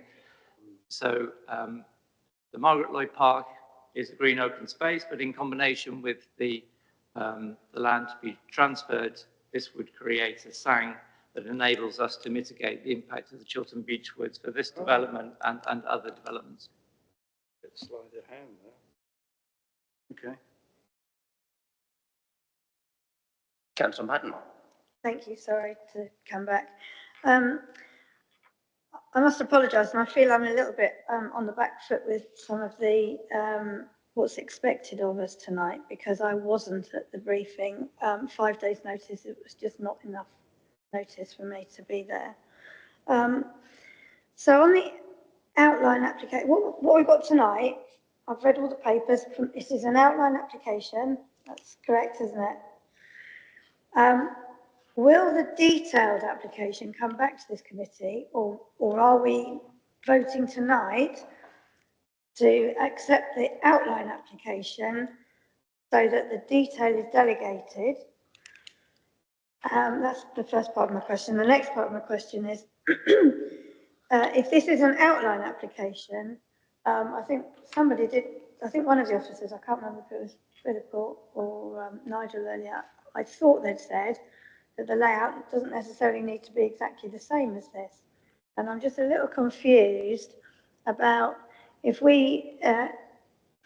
if that is the case, I don't really see, well, I see that that we've got the same space there. I'm a little bit confused if this is an outline application that is going to come back to us with a detailed application later, why it wasn't all done in one go. Does it, oh, sorry, I'm trying to think of what I'm trying to say. I think I should have been at the meeting the other night, but I wasn't. Philip, would you like to clarify? Sorry. No, it's a good question. So, so in terms of the scheme of delegations, as Councillor may be aware, we have item 5D this evening, which is the reserved matters for the LA3 site. So the full intention would be the reserved matters under the current scheme of delegation would equally return to members. So members would have sight of the detailed application at that time. And the important thing to note is, yes, this is an outline application. The access is the sole reserved matters that is seeking planning permission this evening, so that's the roundabout. All other matters are reserved, and therefore the plans showing layout or any other reserved matters are purely illustrative, and they're there to demonstrate that the scheme is achievable in terms of the site can accommodate 350 houses, it can accommodate the 5 gypsy and traveller pitches, even when you take into account the need to meet open space, even when you take into account the need to meet sang provision and suds basins and important active travel connections. Even when you take all of that into into account, the scheme can achieve the numbers required. So the scheme is deliverable, but the detail, the exact layout, arrangement, scale, height, they will be determined at reserved matters stage, though they will be guided by the parameter plans that Nigel showed in his presentation in terms of density and height. Thank you. Can I just then sort of come back on that? So in that case, the scheme was approved in 2021 already. I just can't see any reason why we would not be voting to approve it again tonight. It doesn't make any sense to me. I've listened to everything that everybody said, and as I say, I wasn't at the meeting on Tuesday, but from everything everybody has said, I absolutely take on board what Claire said, Councillor Hobson said, and I would be happy to second. I feel that we've got no option, actually. Thank you. Thank you, Councillor Madden. We've got Councillor Guest. Oh, thank you, Chairman. Councillor Madden must be telepathic, because she said what I was going to say. Councillor Allen.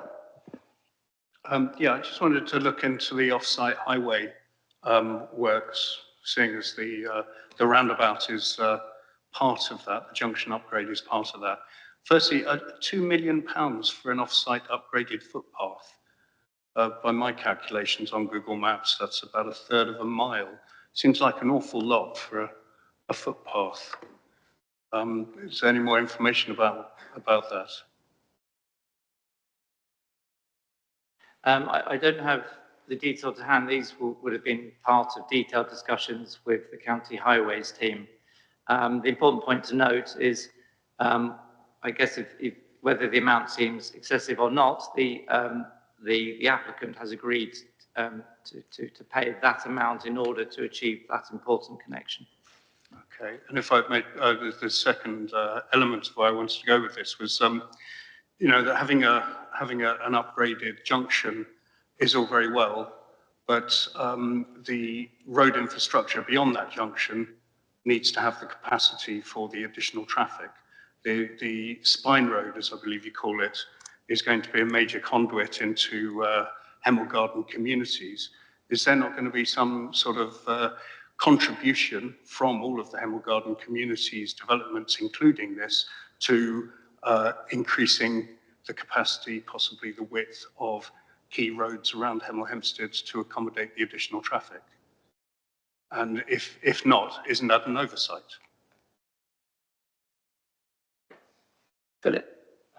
Well, I guess put simply, that those other applications will need to be dealt with when they come forward.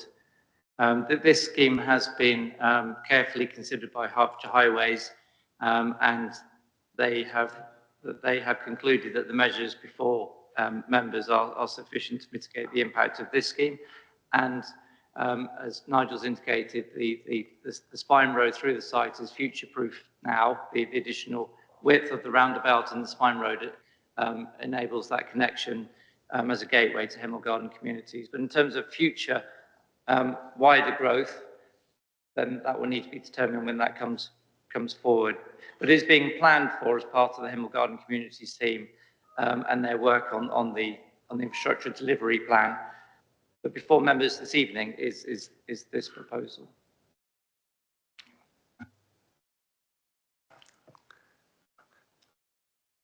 Could I just add on that one of the reassurances that we had is that it's being built to accommodate the future growth at the behest of Crown Estates as well. So Homes England has been working closely with them to make sure that the road does have the capacity and will take the additional weights, etc., that's going to come through the traffic. So it is long-term planning, which is sadly missing elsewhere.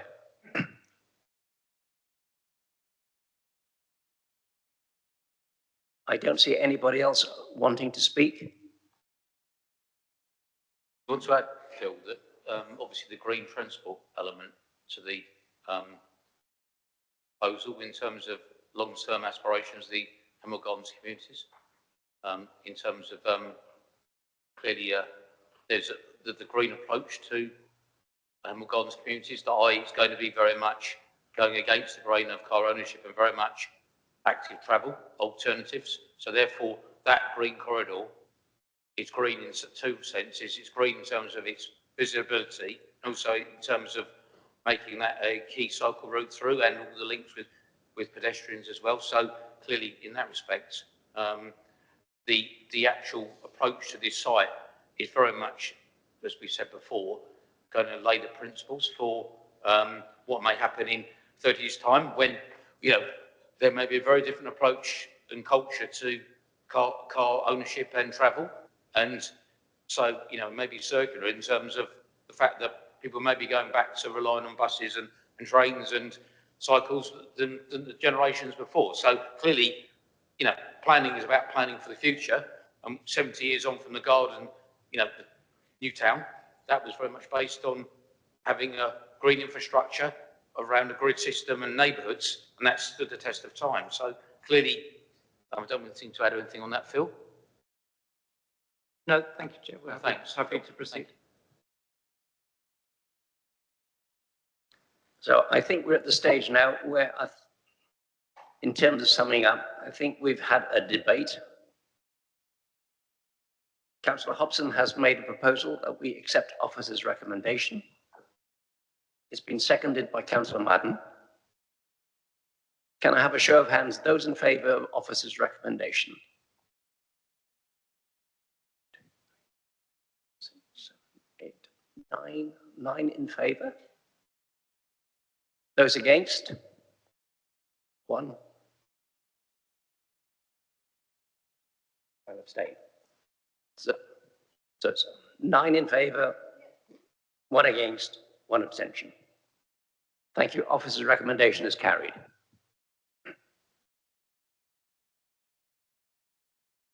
Thank you, everybody.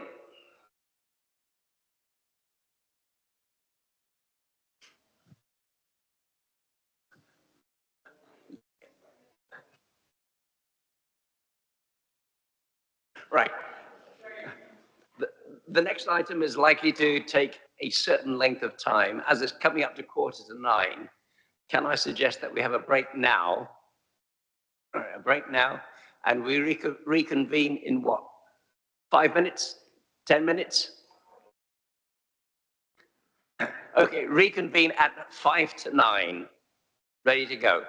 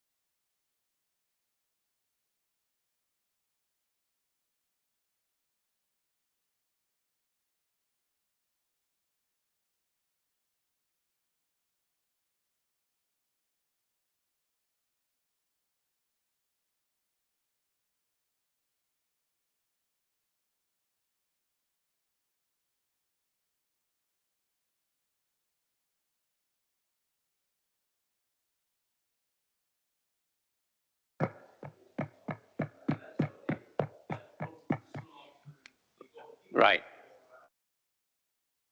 I think we're all back.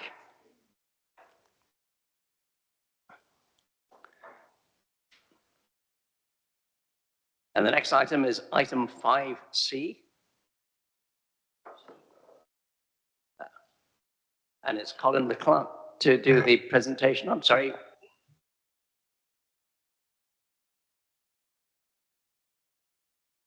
Sorry about that, Colin.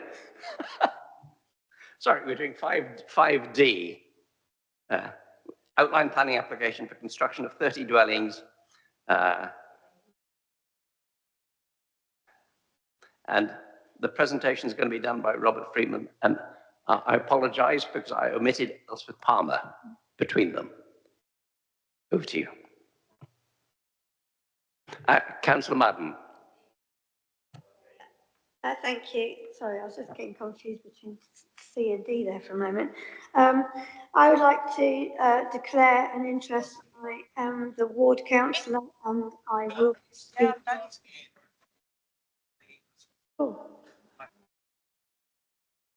I will be speaking this evening in support of the officer recommendation. Thank you.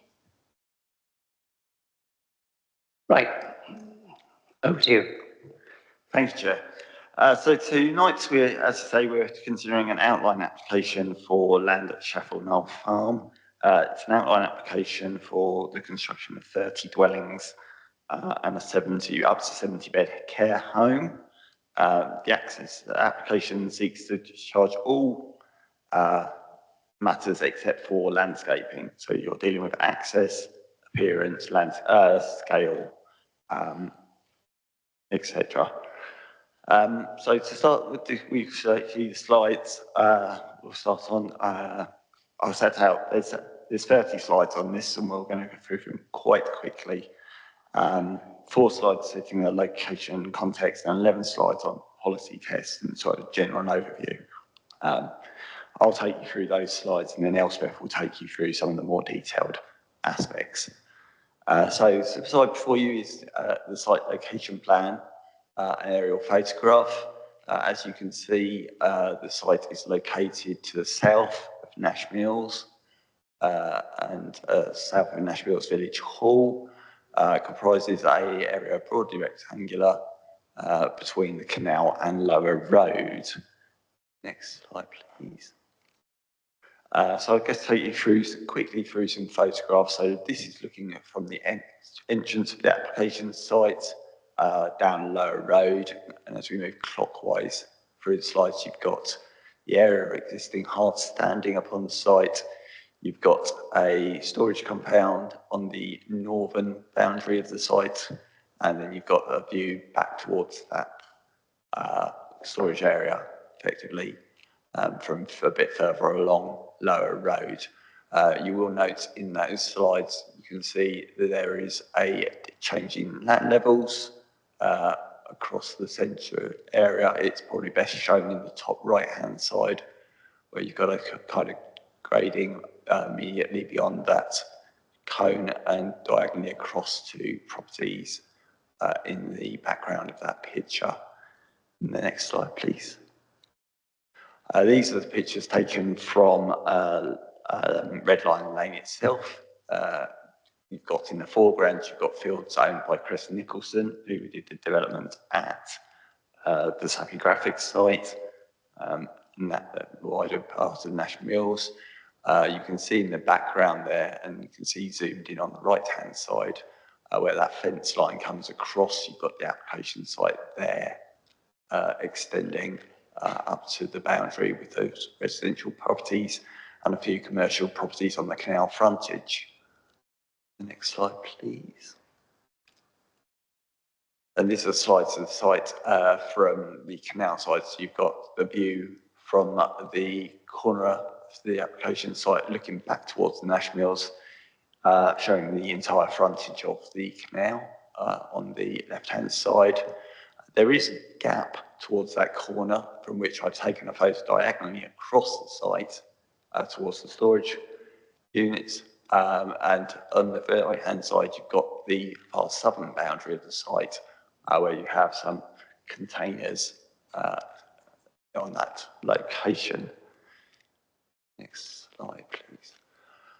So the application before you tonight is one that's going to be primarily promoted on the basis of the grey belt requirements. I think this is probably the first time our members of the committee have dealt with grey belt applications, and we'll take you through that. The report takes you through that in due course.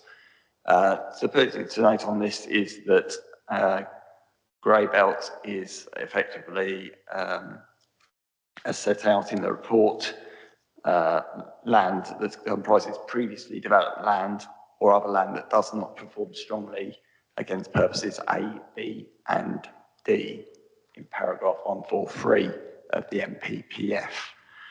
We're going to look at this again in a bit more detail. But obviously, to start off with, we want to say that despite there being hard standing on the site, the application does not comprise previously developed land, in our opinion, or does not significantly comprise previously developed land, and as such, does not fall within paragraph 154 as appropriate development within the green belt. So there are 6 tests essentially that we need to take you through. So if we can move on to the next slide. So the first test on terms of grey belt is obviously whether the land itself contributes towards purposes A, B, and D of green belt objectives. You obviously note there are 5 purposes to the green belt set out in paragraph 143, but we are not concerned for grey belt development upon safeguarding the countryside from encroachment. We're also not concerned about the impact on urban regeneration, so we're focusing on checking unrestricted sprawl, preventing neighbouring towns from merging into one another, and preserving the setting and special character of historic towns. Next slide, please. So the proposals map, taking these in turn, you've got safeguard the countryside from sprawl. The officer's opinions in this are that the site does not comprise grey belt land because it strongly contributes to purpose A, and that's the preventing of sprawl. Hemel Hempstead, obviously, you've got there surrounded by green belt land on the south, and although this site is detached from that edge of that town, it is very much likely to see a continuous, almost leg of development sticking out towards Kings Langley if this site is developed and the adjoining site is developed next to the site and behind Red Lion Lane. And as I mentioned earlier, that site is owned by Chris Nicholson, who obviously carried out the development of the Sappy Graphics site. So in our view, that is a sprawled extension of the site into the green belt. Further on from that, the other test you've got to bear in mind when considering grey belt applications are in respect of footnote 7. Now, if you've got appropriate development in the green belt, which we're not saying this is, you've also got the test there as to whether there are any overriding objections which should not prevent you considering the application under the tilted balance in the MPPF. And at this stage, what we're saying to members here is that the Children Build with SAC is an important asset of importance, and that is a strong reason for a refusal. And in doing so, that does not enact the tilted balance under paragraph 11 of the MPPF. The site cannot be considered to be grey belt unless the impact on the developers on the Chewton Beechwoods is mitigated, and the mitigation obviously cannot be secured without a legal agreement and planning permission. So that's very much a vicious kind of circle that we find ourselves in. Next slide, please. So the 5 purposes of the green belt are further considered through the test then under paragraph 154.5 of the MPPF. All of these tests need to be met. So although we have said already that we don't consider the site to be grey belt for the reasons of not meeting purposes A, B, and D, we have undertaken a further assessment on this case in respect to the harm to the green belt that's caused. As I set out in the report, The harm to the greenbelt includes harm to obviously encroachment on the countryside, that's purpose C, and to some extent it also increases on purpose E, being in respect of the use of potential SAN credits, and that discouraging other sites within the borough in more suitable locations to benefit from those provisions.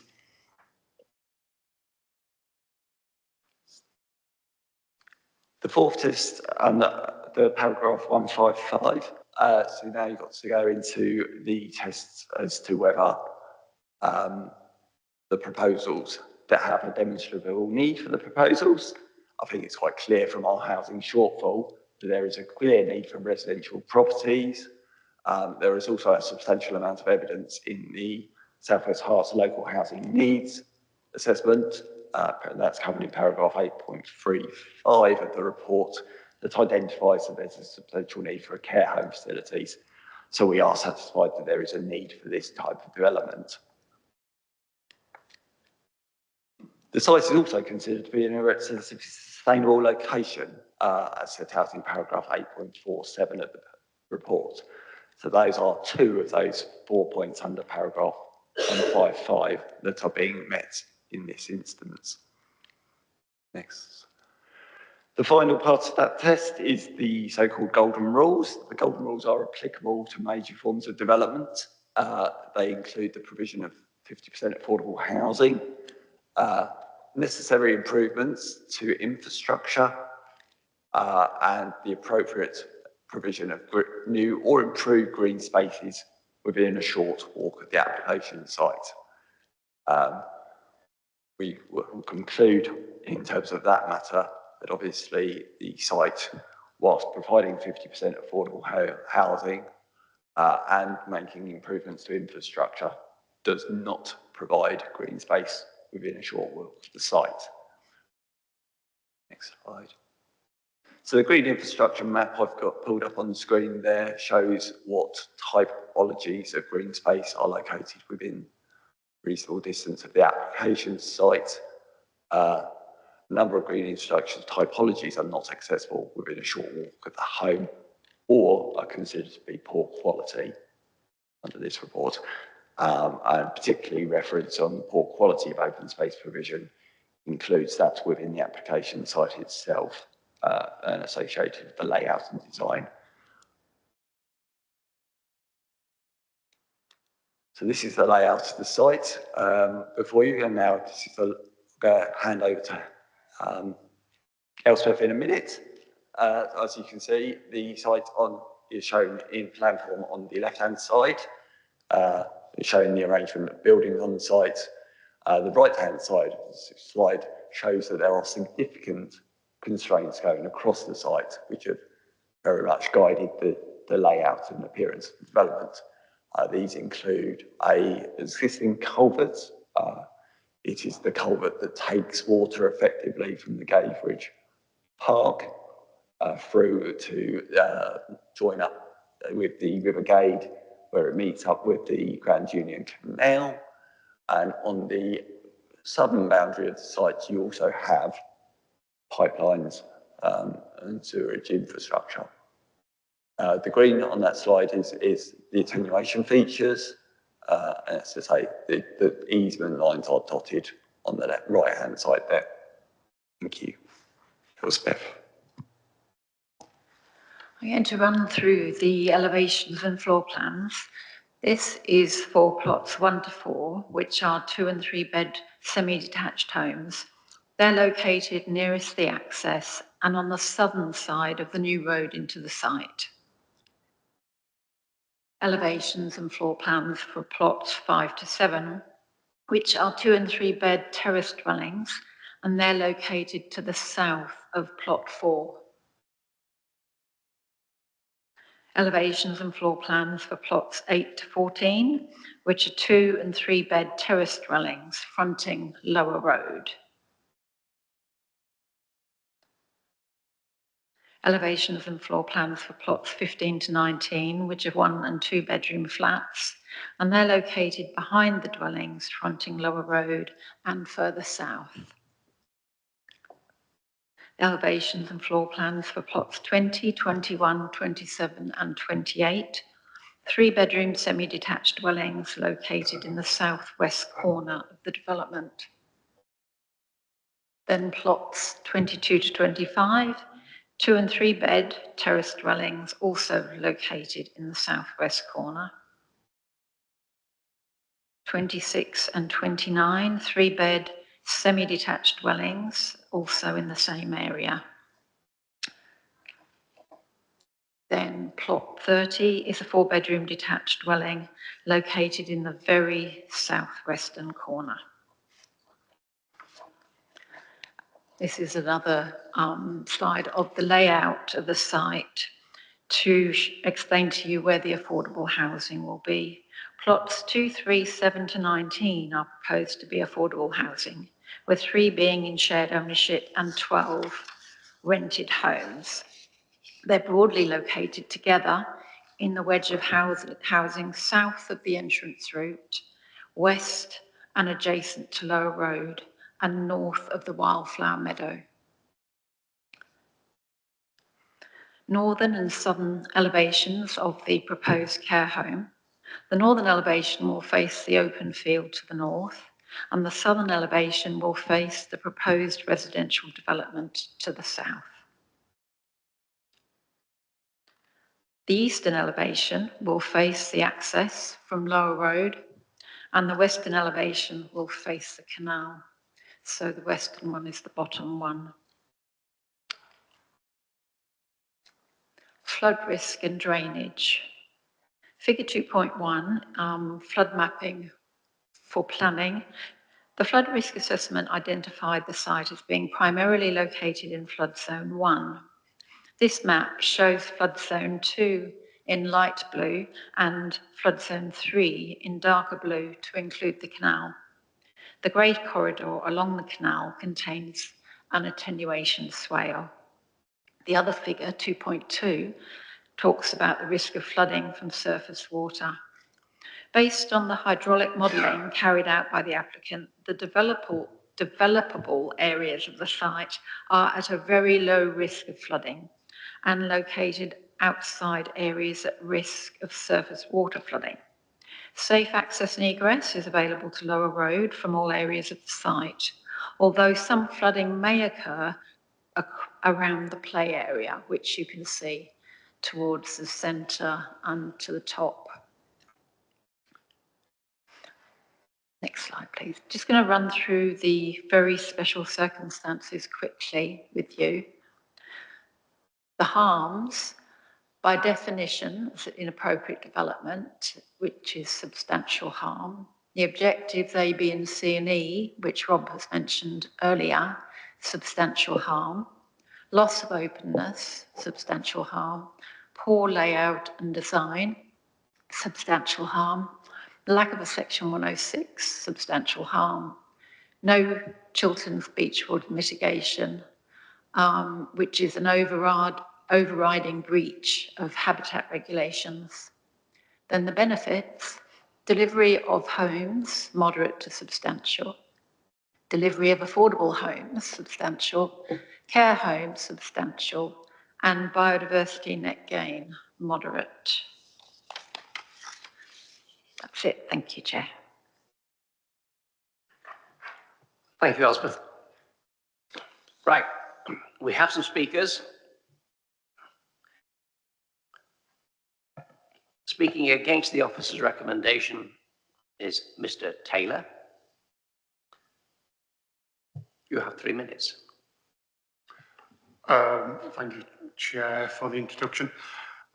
Whilst the applicant and I welcome the opportunity to address the committee, we in the project team are very disappointed at the recommendation before you, and indeed the rationale behind much of the same. I'll attempt to comment on some of the principal concerns held in the available time. The applicant before you is a revised design from the original submission. Revisions were made as a direct response to design-focused input provided through a planning performance agreement and to input from the community review panel. It is regrettable this background is not mentioned in the report before you. Of perhaps greater concern is A, the methodology used to conclude that the site is not grey belt, and B, when then considering it to be green belt, not affording anything approaching sufficient weight as to whether the very special circumstances evident outweigh the perceived harm caused. It is now well established how a site's grey belt credentials can be assessed. NPPF government guidance confirm that these include whether a site makes a strong contribution to purposes A, B or D of NPPF paragraph 143. On A, having reference to 818 of the report before you, the applicant considers it presumptuous to assume that the site's development would trigger the linear expansion of off-site land to the north towards Hemel Hempstead, or to the south beyond Kings Langley, Abbots Langley towards Watford, and therefore result in unrestricted sprawl of large built-up areas. On B, having reference to 820, it is inappropriate to ignore the existence of the villages of Kings Langley and Abbots Langley and assert that the application of criteria B requires consideration of whether the proposal would result in the towns of Watford and Hemel Hempstead merging, that these towns are separated by the villages, and I do stress the word villages, separated by 2.7 miles as the crow flies, separated by the M25, A41, 3 parts of the Greenbelt land, all confirm the site's development would simply not result in towns merging, which is the actual test required under criteria B. The development would actually be an extension to the north of the settlement, which paragraph 820 confirms is a village. On D, with reference to 823, the applicant welcomes officers do concur the site makes no contribution towards criteria D. To not be grey belt, the MPPF possibly confirms the site must perform strongly against all 3 criteria. In this case, the report confirms criteria D is not met, sufficient on its own to confirm grey belt status. In addition, our beliefs A and B are also not met. The site is therefore grey belt. Turning to the golden rules, our report finds Greenbelt harm limited.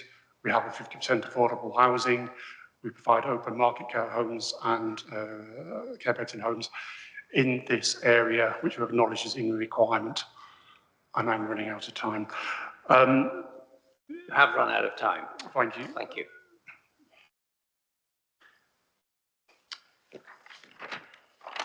We have another speaker, Councillor Cobb. Supporting officer's recommendation. Thank you. National Mills Parish Council strongly objects to this application and supports the officer's recommendation to refuse.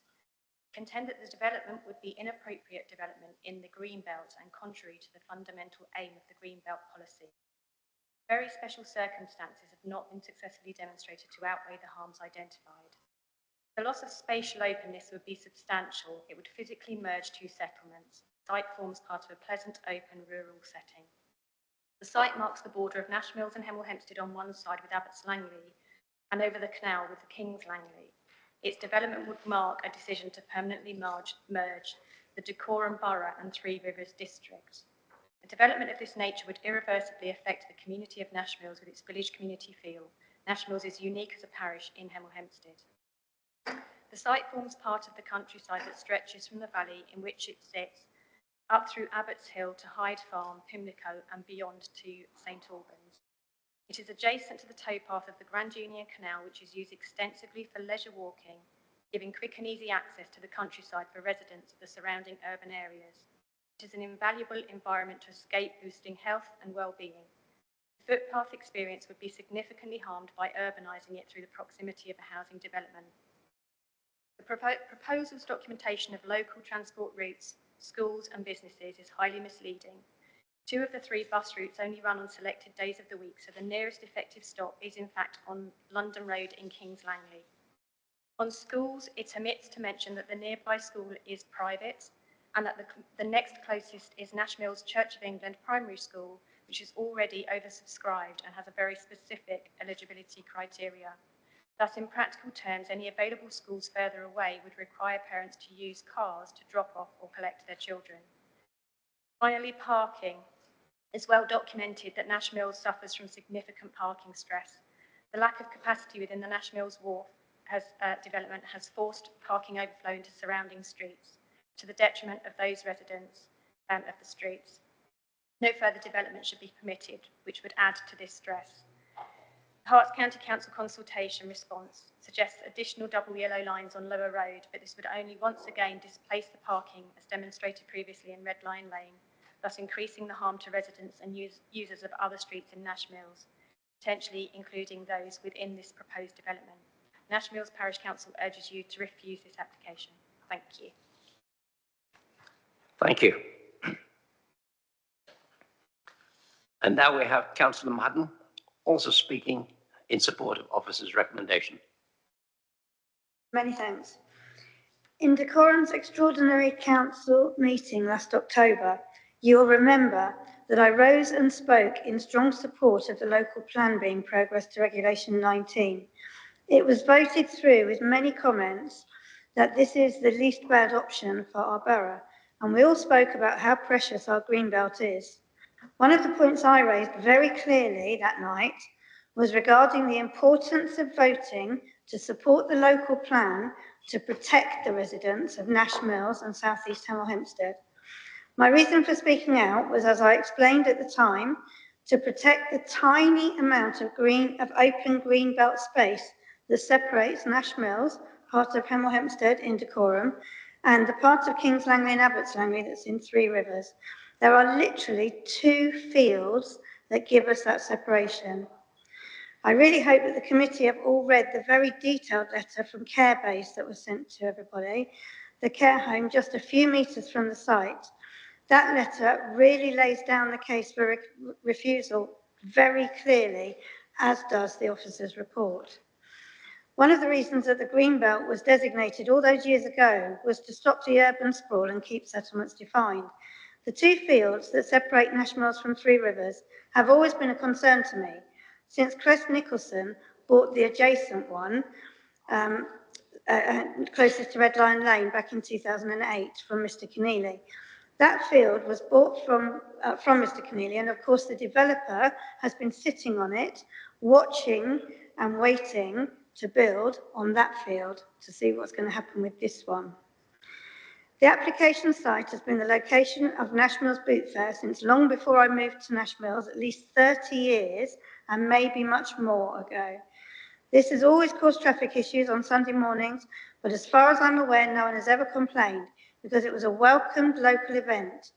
However, the application to build a housing estate of 33 houses and a care home came as a complete shock to me last summer. These 2 fields are so important.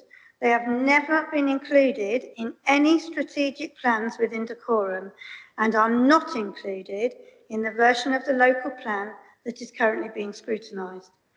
If we allow this application to be approved, there will be absolutely nothing to stop Crest Nicholson coming forward with an application on the adjacent field.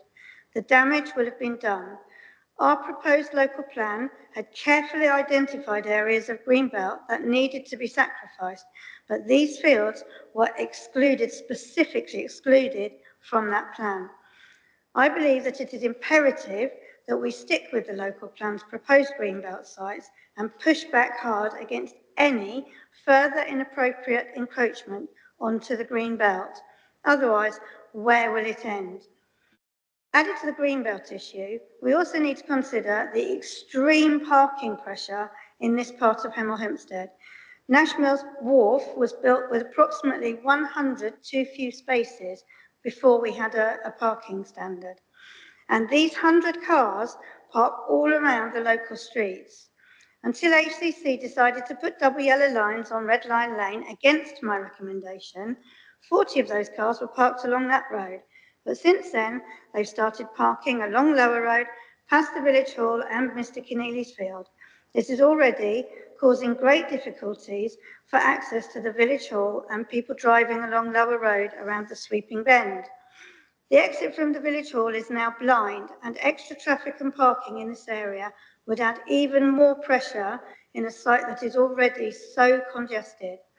I would urge the committee to acknowledge the level of consideration by our planning officers, that our planning officers are given this, and agree with the planning officer, the parish council, local residents, the care home, and me as the borough and county councillor that this development is wholly inappropriate. I was completely surprised when I discovered this was even coming to committee. Please support our officer recommendation to refuse this development. Thank you. Thank you. Councillor Allen. Yeah, thank you. We seem to be doing all of the car boot fields around Hemel tonight. Looking at the quality of the green belts of this land, I get the impression it's not a particularly high quality piece of green belt. However, the value of it as being a break between communities is of very high value. Would that be a fair assessment? And in that context, we've heard two very different assessments of grey belts versus green belts this evening. Could Robert please, go over the green belt assessment that you have undertaken, just to make sure that we've got a full understanding of the value of this green belt? Yes, so I did want to come back on what the applicants raised in their presentation as well on this matter, to obviously remind members that the green belt itself is not purely a designation in terms of beauty or quality of land. It is a designation that seeks to present setting and character, both of the towns themselves and of neighbouring settlements. In terms of this assessment, obviously the applicants made reference to the need for grey belt land to be meeting any, not all, or not all of the policy objectives. So the grey belt definition is defined as land comprising previously developed land and or other land that in either case does not strongly contribute to any purpose A, B or D. I make that clear now because we've said all the way through this application, and contrary to what was pointed out by the applicants, we're not saying that the site strongly contributes to purpose B, nor are we saying that the site strongly contributes to purpose D. What we are saying is that it is important in preventing the unrestrained sprawl of Hemel Hempstead into the countryside. We make that decision both in terms of the application site itself and its location within a substantial transport corridor between Hemel Hempstead and Watford, but we also make that decision not in isolation, but also in regard to what may occur at the Sappy Graphics, Crest Nicholson land on the corner of this application site. And it is those two sites combined that we feel is an unacceptable urban sprawl. And that's those two sites themselves that seek to protect the settlement from what we would classify as sprawl, and that being the ongoing extension of the town into the countryside.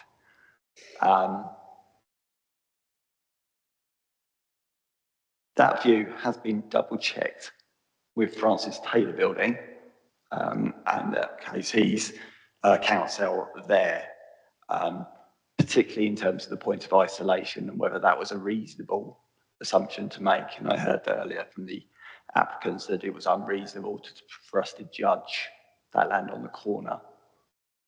It is perfectly reasonable in this context because we believe that would be undefendable in the event that this would be allowed.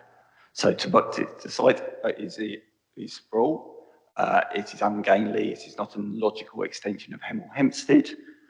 Combined with the site on the corner, it is even greater sprawl, which again would be substantially harmful in greenbelt purposes.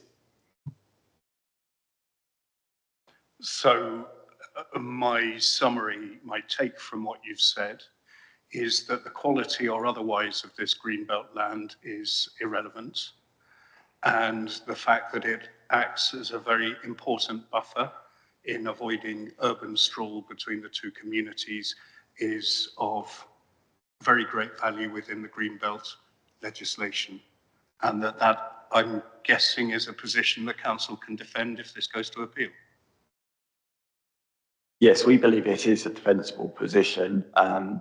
We did, in earlier versions of this report, seek some clarification around other points, B and D, in terms of the Greenbelt one, as to whether they were strong reasons, and obviously we were advised against including those in the case, and as is set out in the report, purpose B we consider moderate. It does not prevent, it's not there to prevent the merging of towns.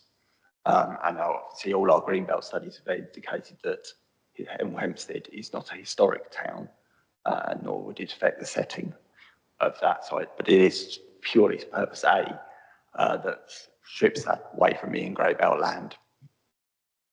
Okay, thank you. I've got Councillor Patterson and then Councillor Bromwell. Thanks, Chair. I went to see this site today, so I was interested in why the officers are recommending refusal to what, on the face of it, seems to be a satisfactory windfall site. And I saw that it was mainly hard standing, some grass there, and obviously when it's a car boot day, it'll be full of cars, so there'll be no chance of any wildlife there at all.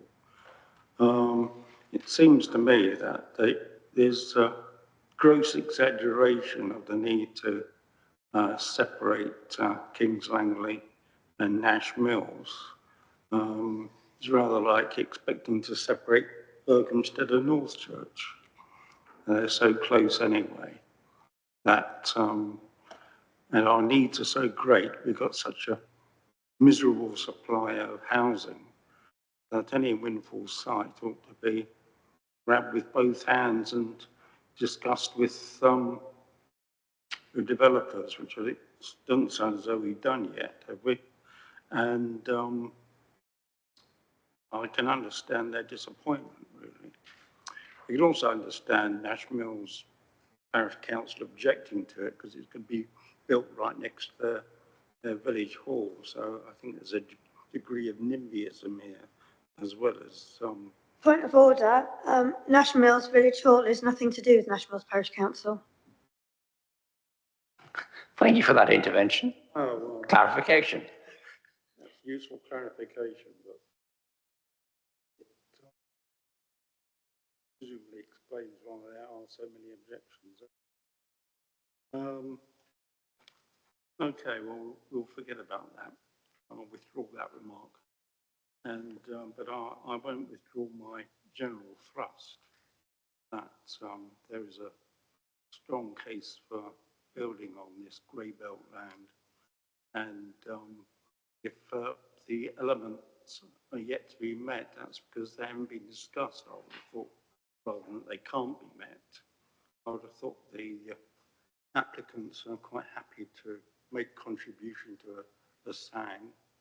And all the other requirements, I think they're not heads. So I have thought it would really make sense for planners, planning officers and the applicants to get together to see if we can resolve this without just throwing it out completely. Thank you. Thank you for that, Councillor Bromham, and then Councillor Allen. Yes, I was surprised that there were so many arguments for refusing the planning application. Certainly, I've generally regarded the Grand Union Canal corridor as a fairly industrial zone. That's certainly reflected in the whole Two Waters area, which extends pretty much up to there, which has quite dense, the plans generally are for quite dense housing and fairly high. On the other side of the Red Lion Lane, they're 4 stories high. So taking the 4 points of rejection, it does look to me not really like Greenbelt. what the government is sort of classifying as grey belt, it sounds pretty much like what they have been considering. It's not a wheat field or a natural environment, as has been mentioned. It's a car boot sales site. It's probably got hard standing on it. It has industrial yards adjacent to it. And I generally consider that road to be a ribbon development. So it's not really an area of countryside breaking, separating developments. The point 2 was design, layout, site coverage, scale and height. But I may have missed some detail, but I'm not sure exactly which ones of those are really the considerations. In terms of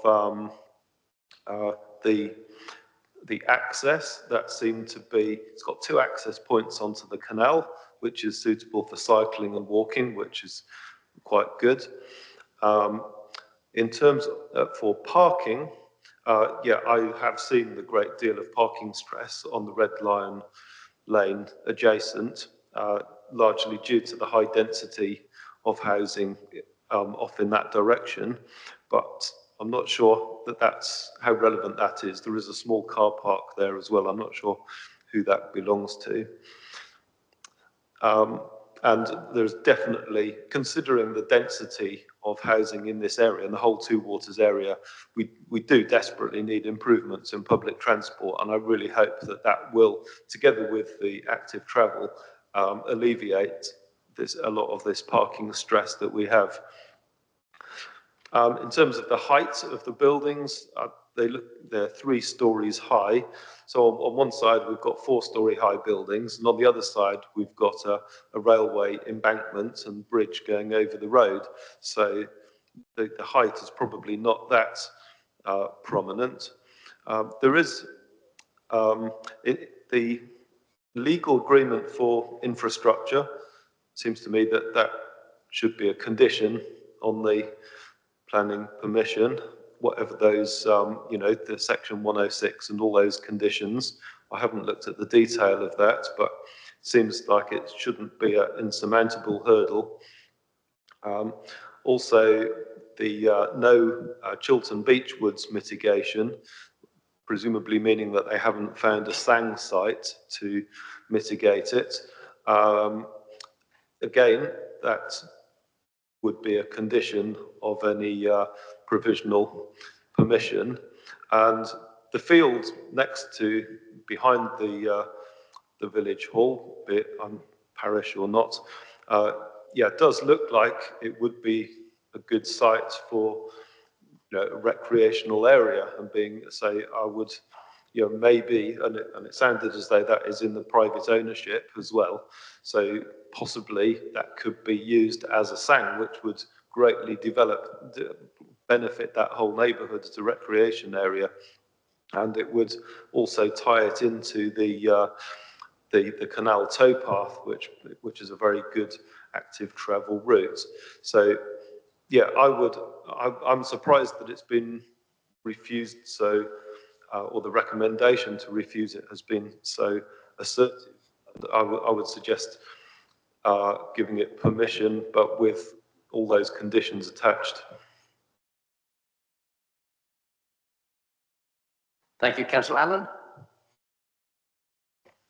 Yeah, I'm exploring this sort of urban sprawl argument. I mean, looking at Google Maps, there's a clear, I would say, I would use the ribbon as being the thin point. There's a clear ribbon through these fields and then through Kings Langley Football Club that separates Hemel Hempstead sprawl. And that is rather, I'm not sure Berkhamsted and Northchurch is a helpful analogy. I would say more Hemel Hempstead and Bourne End, or Hemel Hempstead and Potten End, are more helpful analogies in that if we allow these ribbons to be eroded, then distinct communities such as Bourne End, Potten End, in this case Nash Mills, get subsumed into sprawling Hemel Hempstead. So I think that is a very legitimate concern, and I share Councillor Madden's concerns about that. I'm just wondering where this four-storey is, because I did a Google search of the of Lower Road, and I couldn't find any building over 2 stories on Lower Road in the vicinity of on Red Lion Lane. Right, the other side of Red Lion Lane. Yeah.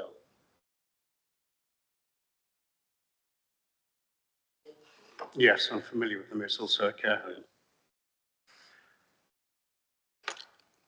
I would say that that's quite a distance away to argue that that it is consistent with the street scene on Lower Road, personally. Thank you, Councillor Allen. Councillor Hobson. Thank you. I'll be very brief. I mean, I think on the face of it, when you come to this cold, particularly given the discussions that we had with the previous one, which was quite clearly open green belt that is going to be further developed on if Hemel Garden Communities goes ahead, you could sort of take one view and read the officer's report and on the face of it, the refusal. But then when you go to look at the detail and the amount of work that's gone into it, and when Councillor Madden reminded me that the current version of the local plan, which I actually didn't vote for because I preferred the previous version, but neither of those 2 versions had this in it, and the fact that it has been protected for those very sensible reasons. And we've got an officer's recommendation of refusal, which we don't often get, that has got a lot of work behind it. I having listened to all of the comments, I find that I fall on the side of supporting the officer's recommendation. I just wanted to put that because I think we've gone down some rabbit holes this evening, and just want to bring us back up to what we're talking about, and just taking the strategic view. And I think Councillor Madden raised that, and I think being consistent with what the council has voted for with the local plan as well. Thank you. Thank you for that. Councillor Walker. Thank you, Chair. I only really wanted to go back on the sprawl. Fellow councillor mentioned the football club the other side. That is the other side of the canal. So sprawl on that side is going to be very difficult to do if you keep the football club where it is. On this side of the canal, that isn't so easy. So we have to be careful here, whether it be green belt with trees and owls and whatever you want, or whether it is wasteland, but it's still a barrier. These barriers have to be protected, because otherwise it just merges all into one. And if that's what we want, then that's the way we're going to go. But the fact the officer is advising that really we shouldn't be doing this, I will take their view, support. Thank you. Thank you. Any further comments? I'd like to propose that we accept officer recommendation. Thank you, Councillor Allen. Do I have a seconder for that? Accept officer's recommendation? Thank you, Councillor Hobson. Right, so we've got a seconder, a proposer and a seconder to accept officer's recommendation. Those in favour of accepting officer's recommendation, show of hands, please. 2, 3, 4, 5.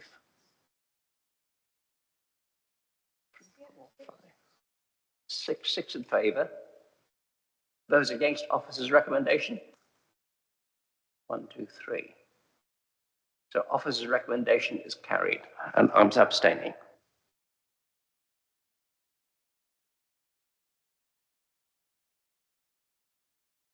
Thank you, members.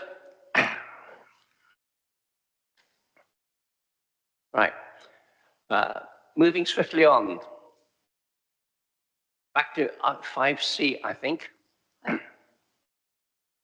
Chairman, on this one, I've been opposed in principle on building on this site since 1996, and I've been advised by our legal officer, Adele, that it's not appropriate for me to speak or vote on this application, so I won't. Right, thank you for your declaration. As it's 9:45, stand by for a vote around about 10 o'clock to see whether we proceed beyond at 10 o'clock. Colin?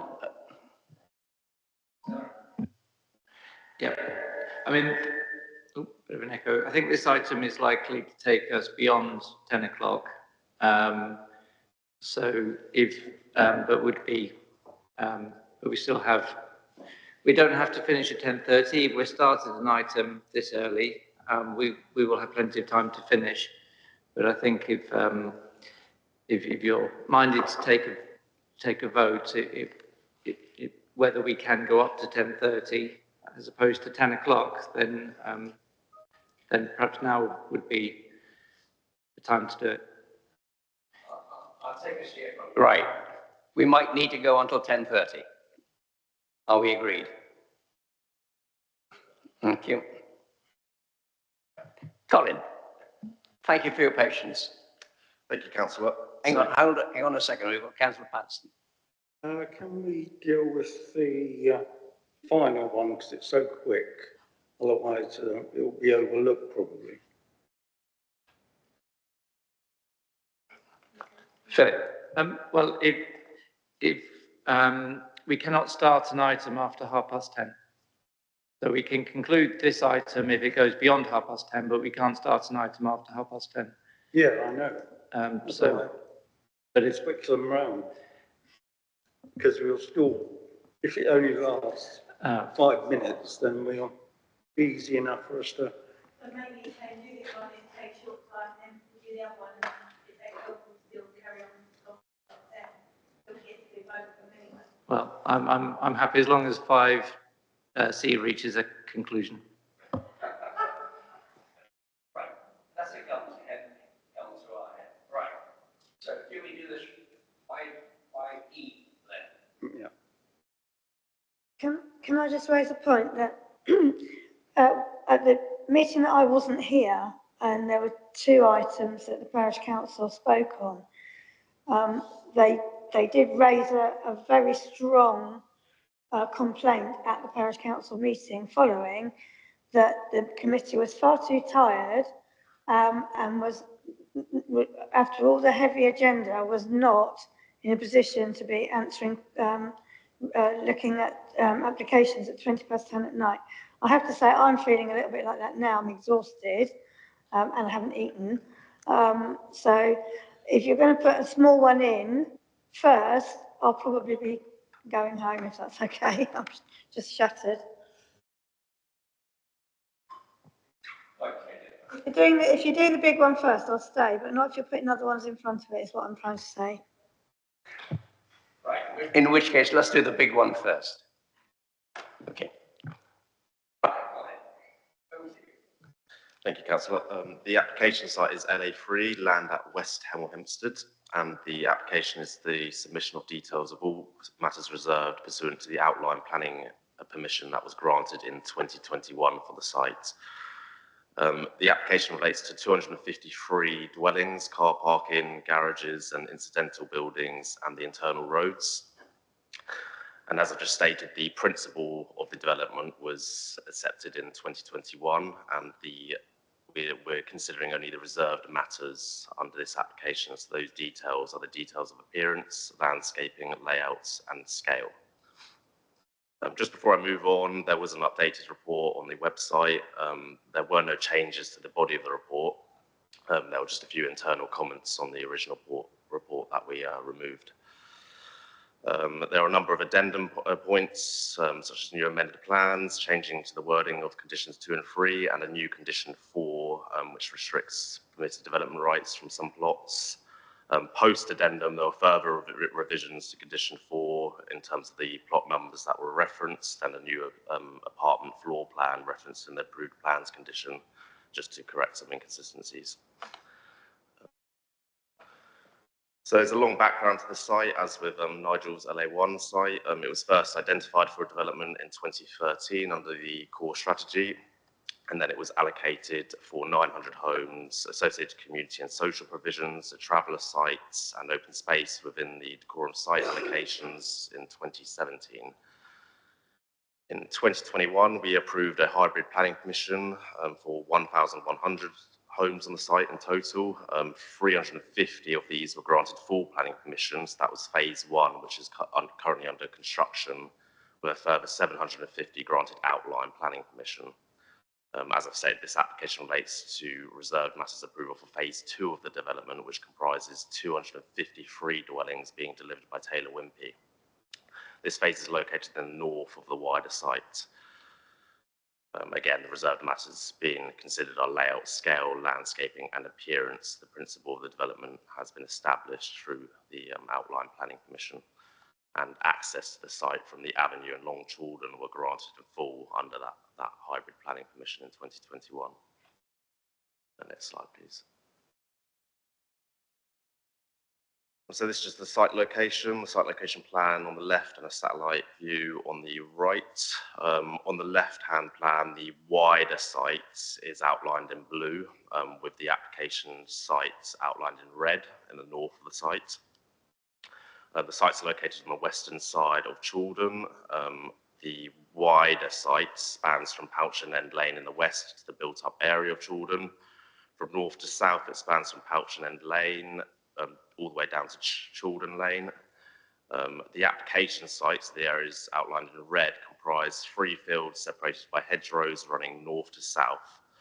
Tree preservation orders protect some parts of these tree lines and they're to be retained. A rights of way is located along the northeastern boundary and the eastern boundary, which I'll show later on. And you have Shrub Hill Common located to the southeast of the site, next to the Adventure Playground in Chaldon. So this is one application for 253 dwellings on the site. We're only considering one part of the northern site, which is coloured in blue on this plan here. There are 2 other reserved matters applications which will be heard by the committee at a later date. So we're only considering the development parcels outlined in blue. In red, there's another reserved matters application for all the infrastructure associated with the site, so including the open space, traveller site, the community hub, and the drainage systems. In yellow is, again, another residential reserved matters application being delivered by Barrett David Wilson Homes. And in shaded grey is phase 1, so that's 350 dwellings being constructed now. And in shaded yellow is the primary school, which is going to be delivered by Hertfordshire County Council. So outline stage in 2021, there are a number of approved parameter plans. These guide the detailed design of the site, so I'll just run through them quickly now. So you have the approved land use parameter plan here. So again, the development parcels are coloured orange, and we're looking at development parcels E, C, and B, with a small part of F and located in the northern part of the site. This just shows the main movement corridors. In purple is where the community hub is located, and in yellow you have that primary school site, and in the south, coloured in turquoise, is that gypsy site. This is the approved movement parameter plan. So again, you've got the main movement corridors. So in red and in dashed red and purple is the primary street and the bus route running through the site, although that lies outside this application site. So just focusing on the north there, those 3 grey parcels are the development parcels. You have coloured in purple around the edges, a pedestrian route, and in turquoise going north to south, you have a cycle link running through. Thanks. This is approved green infrastructure parameter plan. So just in orange, some vegetation was removed from the site, and we've got those hedgerows which are being retained, and they're going to be strengthened and form sort of green corridors running north to south through the site, although those green corridors again are outside what's being considered under this application. They're under the infrastructure reserved matters application.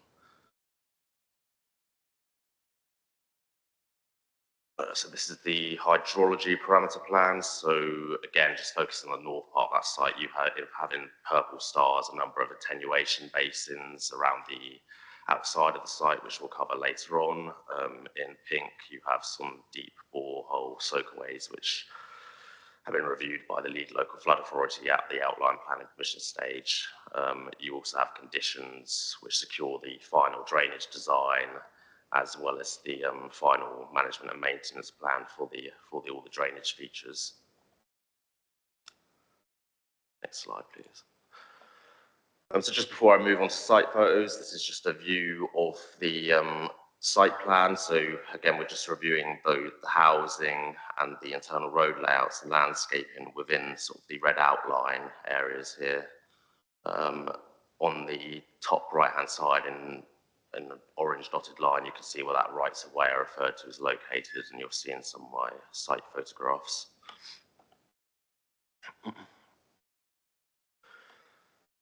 So this is from Long Chaldon, standing outside the adventure playground. So this is just a view of phase one, so you can't see the application site. It's just showing you that construction's commencing. You can sort of see some of the houses going up there. The phase two, which we're sort of considering is located off in the distance behind those sort of houses.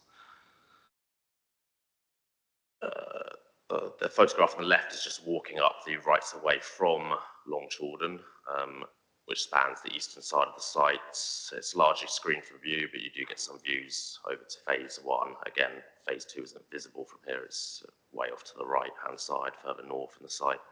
On the right-hand side, as you walk up that right of way, you pop out the avenue, which is another approved access into the site. And this is where you get a view of phase one, but you're very close to phase two. Here's a phase two, which we're considering would be located off to the right behind that hedgerow, just north of phase one. So on the left, you're walking further up the rights of way. So the application site now is on the left.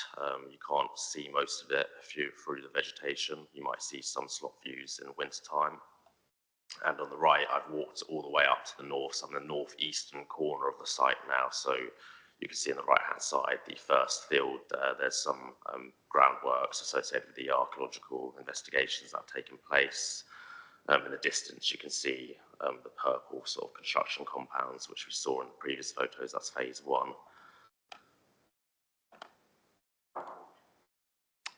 So on the left, I'm just looking, I'm in the same spot, but instead of looking south, I'm looking to the west. So I'm looking along the northern boundary of that first field on the application site. Chaldon's behind me.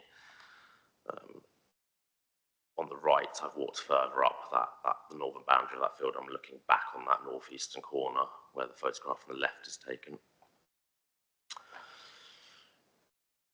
On the left, again, it's just walking along that northern boundary. So here you see that first sort of hedgerow, which is to be retained and strengthened as a green corridor running down the side of that first field. On the right, I've walked further along, so now you're looking into that second larger residential parcel. In the distance, you can see sort of the second sort of green corridor that would be retained, and behind that would be the third field. So when you walk further along the rights of way, you can exit onto Piccotts End Lane. This would be retained, and there is an access point from that central fields into the lane. So you're looking back at that central field, the application site there. On the right, you're standing in the same position, and you're looking along Piccotts End Lane to the west. And as you travel along the northern boundary along Piccotts End Lane, you won't be able to see the application site due to the heavy vegetation. In this photograph, I've walked all the way to the northwestern corner of the site. So now you're looking southwards along Piccotts End Lane, and the application site, third field, the third most westerly field, is located on the left. Again, you wouldn't see it through the heavy vegetation. This slide shows the mix of dwellings on site. So generally, there's a mixed dwelling. It's on a greenfield site. It's orientated towards, the provision of 3 and 4 bed houses. A key thing to take away from this is throughout the determination period, we engaged with our affordable housing team. There was a request that more family-sized affordable rent dwellings were provided, and the developer has provided this. So there's been an increase in 2-bed affordable rent houses over apartments. There's been an increase in 3-bed houses, affordable rent, and there's now 10 affordable rent 4-bed dwellings, which previously upon submission there were 0 4-beds being provided.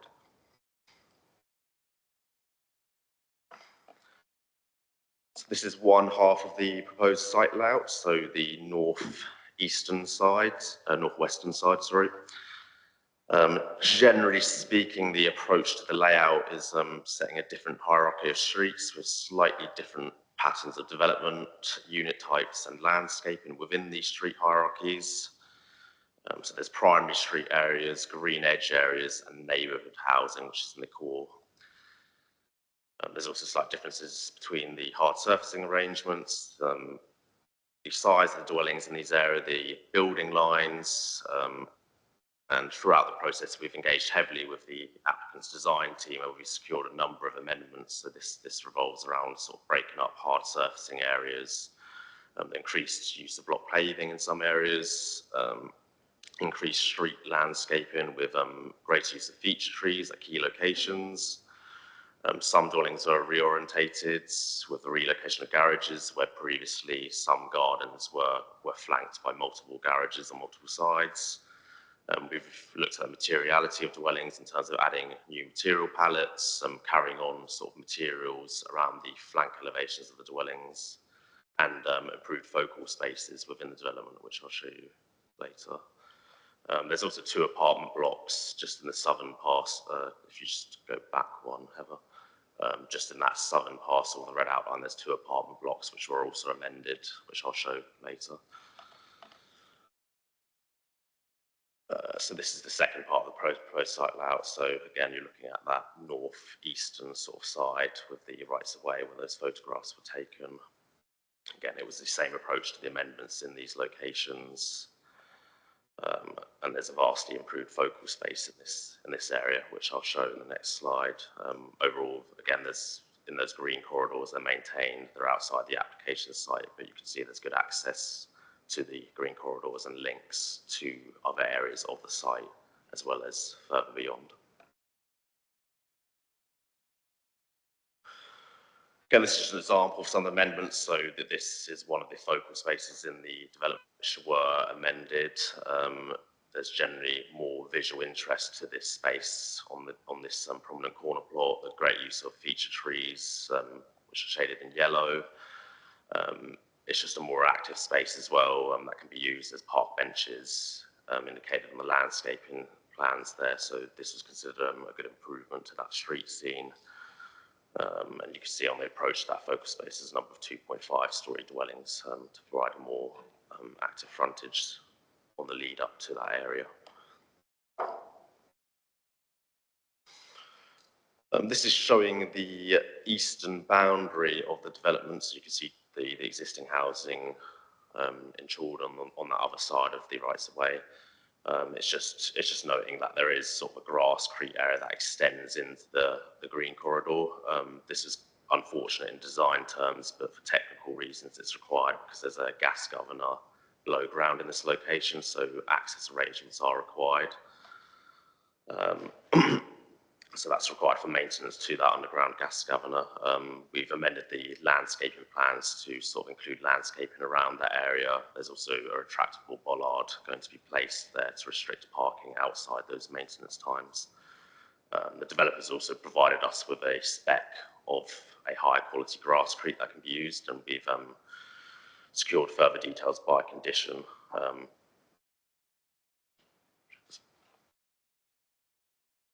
This is the tenure plan, so he here indicates the affordable rent dwellings in red and the shared ownership dwellings in blue.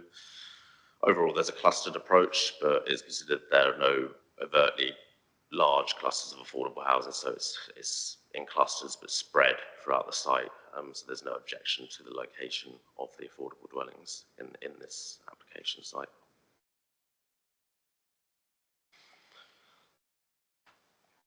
This is the building heights plan. So the lighter shaded blue dwellings are 2-storey, with the darker ones 2.5-storey. Generally speaking, 2 stories have been maintained around the edges of the development and facing onto the countryside. As you go southwards, there's an increase in 2.5-storey dwellings on the southern central section. You can see a street scene with a lot of 2.5-storey dwellings that provides active frontage onto those open areas and onto the development which would form the community hub. There's a few further sort of 2.5-storey dwellings northwards, so you can see the ones that lead onto that focal space we saw earlier, and that provides visual interest within those street scenes. I'll just run through the street scenes. This is another area which we engaged the applicant on, so we requested additional street scenes because the land levels changed a lot on the site, so it was just to appraise the site more fully. So street scene I at the top is located where the middle black line is on the key plan on the left. It shows the street going up the central shared surface streets. Generally speaking, you can just see there's a mixture of materials, so black weatherboarding, brickwork, some render there with a 2.5-storey dwelling. You can see it works well with the land levels. Street scene J is on the right-hand side, so that fronts onto that rights-of-way with the existing dwellings within Chaldon on the other side. You see some dwellings have the flank elevations facing onto this area, so amendments are focused on increasing the fenestrations in these flank elevations, as well as carrying over some of the materials, such as black weatherboarding, over to the side elevations. And street scene K is another shorter street scene on the western side of the development, fronting onto a green corridor. So again, just a mixture of buff and red brickwork. Last couple of minutes. More street scenes. So I think, again, just showing, just to speed things up, just showing just a mixture of 2.5 dwellings, mixture of sort of materials. There's on the top one, there's red weatherboarding, black weatherboarding, grey weatherboarding. You've got brickwork and render. I'll move on.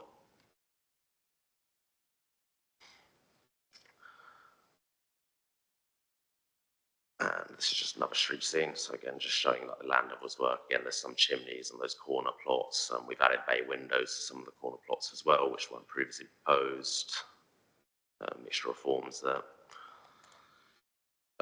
May want to pick out here is street A at the top is that 2.5-storey row of dwellings, which fronts onto that green space with the community hub on the other side. So it provides a strong active frontage along there. Whereas in comparison, street scene B is faced on the northern side of the development, facing the countryside, so all 2-storey.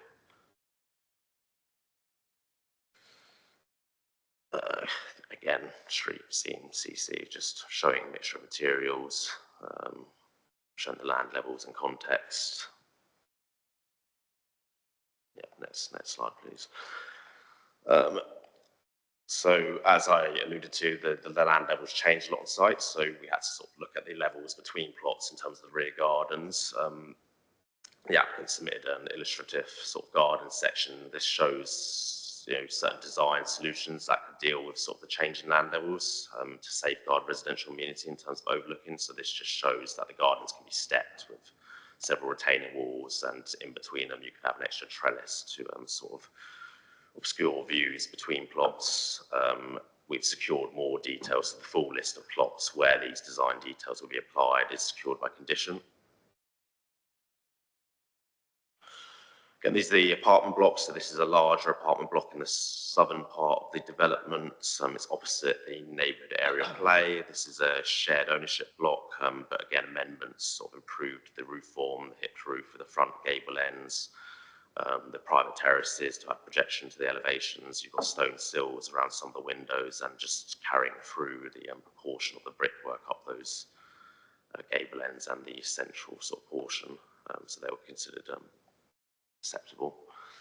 It's just a floor plan, so these are all sort of 9 2-bed apartments, basically 3-storey in height.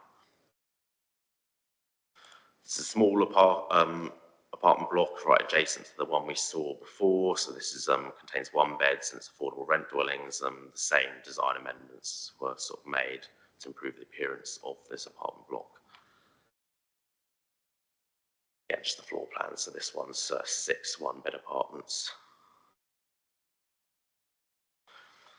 So now moving on to landscape, and these are some of the green corridors outside what we're considering today, but it was necessary to sort of engage with the applicant on these to understand what's been proposed. In terms of the attenuation basins, you can see they're right opposite the parcels, so we just wanted to understand what's coming forward in relation to what we're considering under this application.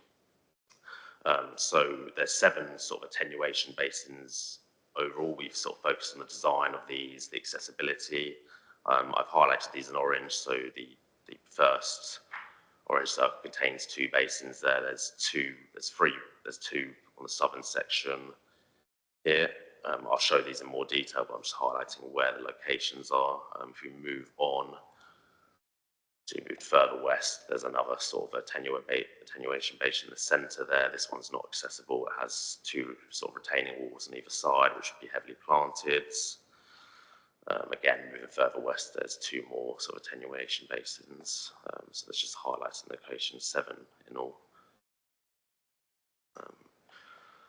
So we just, through sort of design meetings, we're looking at sort of one component, which is the accessibility. So the yellow arrows in this plan just highlight which basins are accessible. So this is on the western side of the development parcel. So the first one, you can see that is accessible. And what we mean by accessible is a gradient of 1 in 10 and flatter, combined with sort of landscaping arrangements there. The one further down isn't accessible because you've got garden features and the levels restricting access there. So the next slide, we move further eastwards to the central portion. So the one on the left is that one I was talking about. That's not accessible. It has 2 sort of retaining walls on either side to deal with sort of the levels, changing levels in sight. But this would be more heavily planted. So you would have a crib block retaining wall with planting in the actual wall, and then heavier sort of landscaping on both sides to conceal that element, and it will be more sort of naturalistic planted area on the approach to the sort of neighbourhood area of play. The one next to it on the right-hand side, there is an access point to the north, so you could access it, but there's no through route on the southern side due to the land levels and garden features needed.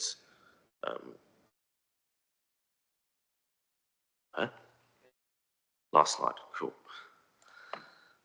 Again, a few more accessible there on the next slide, but then we just show some sections, and that's just the last slide, is just the site plans. So the details recommended for approval subject to the conditions and a signing of a deed of variation to an existing unilateral undertaking for SAM and SAG mitigation.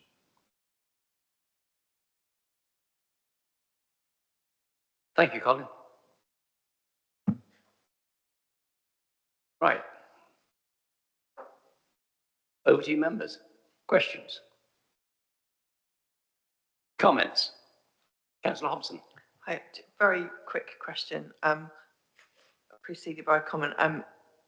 What an amazing amount of work, the way that you described the level of detail that you've gone into with the developer on making sure that the paved areas and the houses, you've thought about the gardens, a lot of the questions that we come up about sort of amenity space, and you really seem to have thought about it, both from sort of the area in which, you know, the area around the houses, but also the individual dwellings themselves. So that's, thank you very much. I know it's a lot of information to get through in a short time. A very brief, quick question is, just to check that the density that's being proposed here is roughly in keeping with the density of phase 1 and roughly in keeping with the principles of the first approval. It's not a trick question, it's just a general, just to give that final bit, because that's the only real question other than the attention to detail, I think has been very well looked after. It's just to make sure in my own mind that, you know, the density is proportionate and consistent with our expectations when we approved this the first time around. Thank you. Yeah, in short, yes, it does. I think it's in the region of 35 dwellings per hectare, which is consistent with sort of a site like this. Obviously, within the parcel, there's, like I said, those street hierarchies. There's the core neighbourhood housing, which is of a higher density, and the sort of green edge dwellings are all detached and there's lower density. But overall, across the site, it's generally consistent with the plans.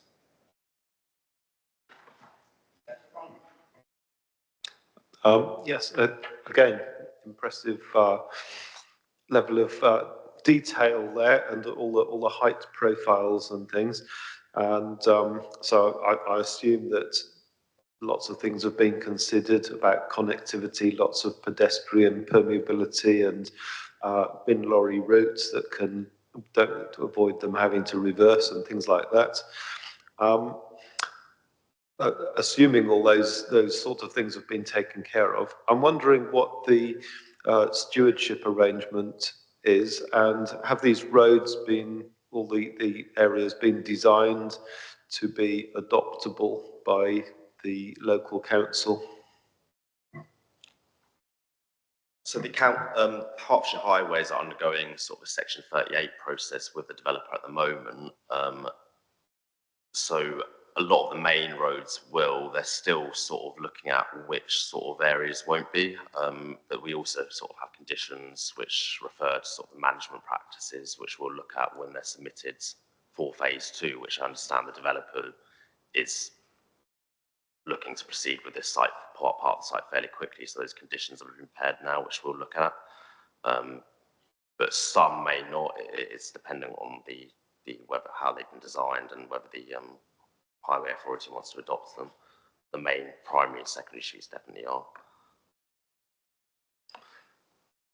Yeah, in general, I prefer to not have management companies or whatever.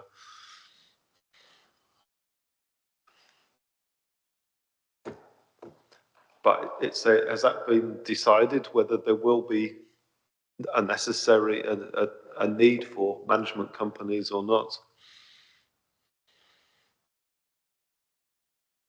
I'm just looking for the conditions now, so I'll just get to you. But my understanding is there will be sort of management companies involved in sort of the open areas as well as some of the streets.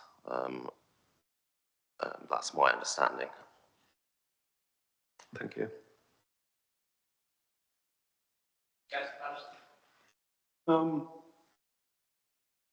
Yes, it was a very useful exposition, but I did feel I was missing some sort of artist impression of what the estate would look like, kind of Google street scene of.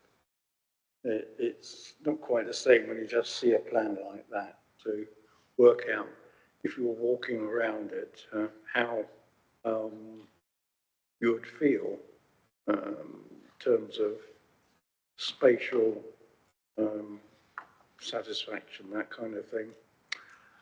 But obviously we haven't got that kind of thing. So the other question I've got is, am I right in thinking there's no social housing here at all? It's just affordable for rent. It's not the same thing, is it? Yeah, the Section 106 controls that, so it's 40% affordable housing across the site, and it's a 75%, 75-25% split between affordable rent, 75%, and shared ownership, 25%. Borough Council's not going to take any of these houses to rent itself. Is that the understanding? My understanding, there's already, well, with respect to phase 1, there's already registered providers on board, but I would assume it would be the same case for phase 2. So something we ought to not miss out on, I would have thought, seeing there's such a long waiting list and so on. Yep, noted. Unfortunately, going back to reserved matters, that's been approved on the outline, that sort of mix. So we're just considering sort of the physical design details under this application.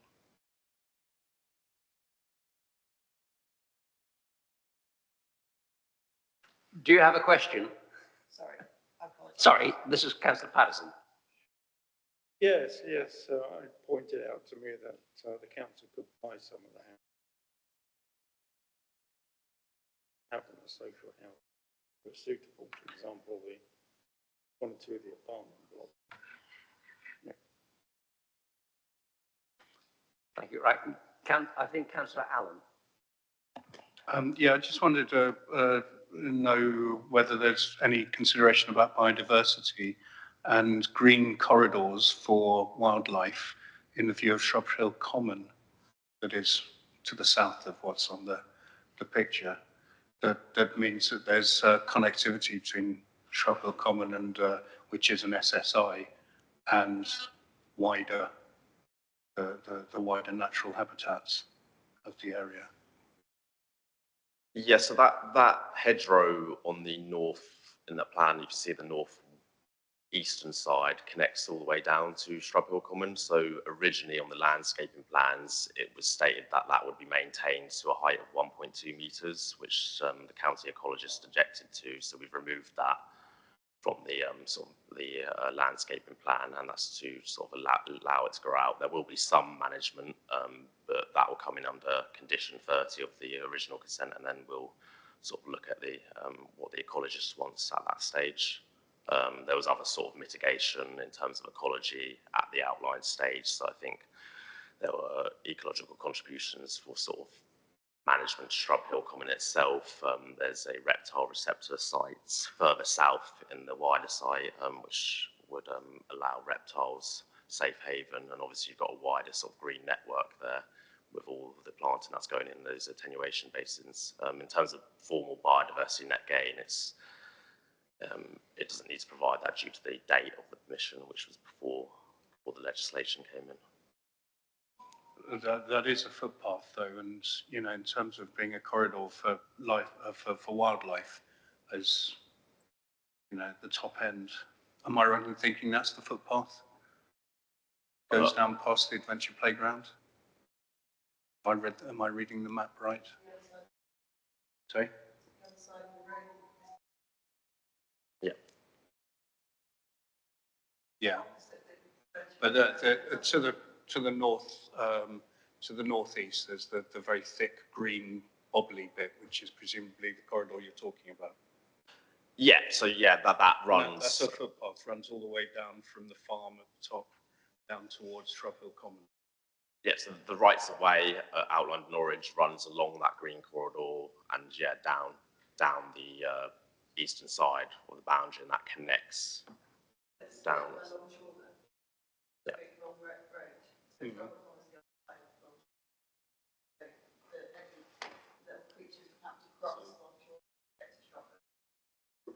Yeah, okay. Yeah, fair point, fair point. Thank you. You've taken us down a rabbit hole there. Well, maybe there needs to be a rabbit hole under Long Chaldon. Right. Councillor Madden. I just wanted to come back on the affordable housing again, and it's it's just that because it's the second time tonight that we've talked about affordable housing, and it's the second time tonight that we've said 75% is rent and 25% is shared ownership. But and both of the officers in the two applications said that they were registered providers, and by registered providers, I'm guessing that means housing associations. Yes. And this is a point I keep batting on about. Housing associations do not provide social rent.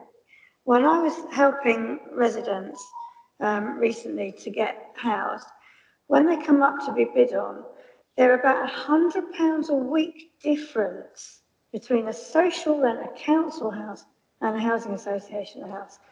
And I just want to flag up the fact that it's all very well as, you know, developing all over the place, but we need some council housing. And I just wanted to raise that point. Thank you.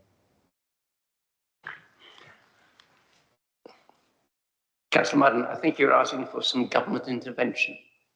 However, let's come back. Well, any further?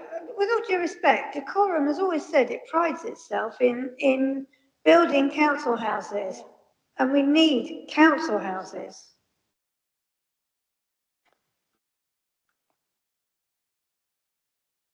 Any further comments? We've got the witching hour. Right. So if there are no further comments, do I have a proposer for officers to accept officers' recommendation? Councillor Bristow, first. Do you have a seconder then? Councillor Hobson. Right. Can I have a show of hands, please? Those in favour of officer's recommendation? 6, 7, 8, 9. No. 9 in favour. Anybody against? No. 1 abstention. I'm in favour. I'm in favour. In favour? Yes. 10. Thank you, everybody. Right. In 3 minutes.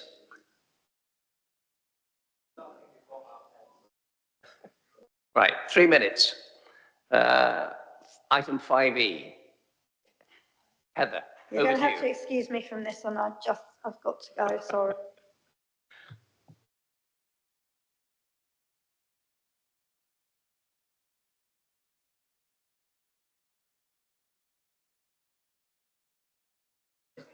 Okay, thank you, Chair. So the application is for the variation of condition 3, which is an approved plans condition, which was attached to Planning Permission 2302025. So the site comprises a single-storey detached building situated off Great Sturgis Road in Hemel Hempstead. The building serves as a community centre and is used in close connection with the decorum. Chairman, sorry to interrupt, but I have to declare I am a ward councillor. I have been to meetings of the Great Sturgis Community Group. I've given no view on this application. Thank you for your declaration.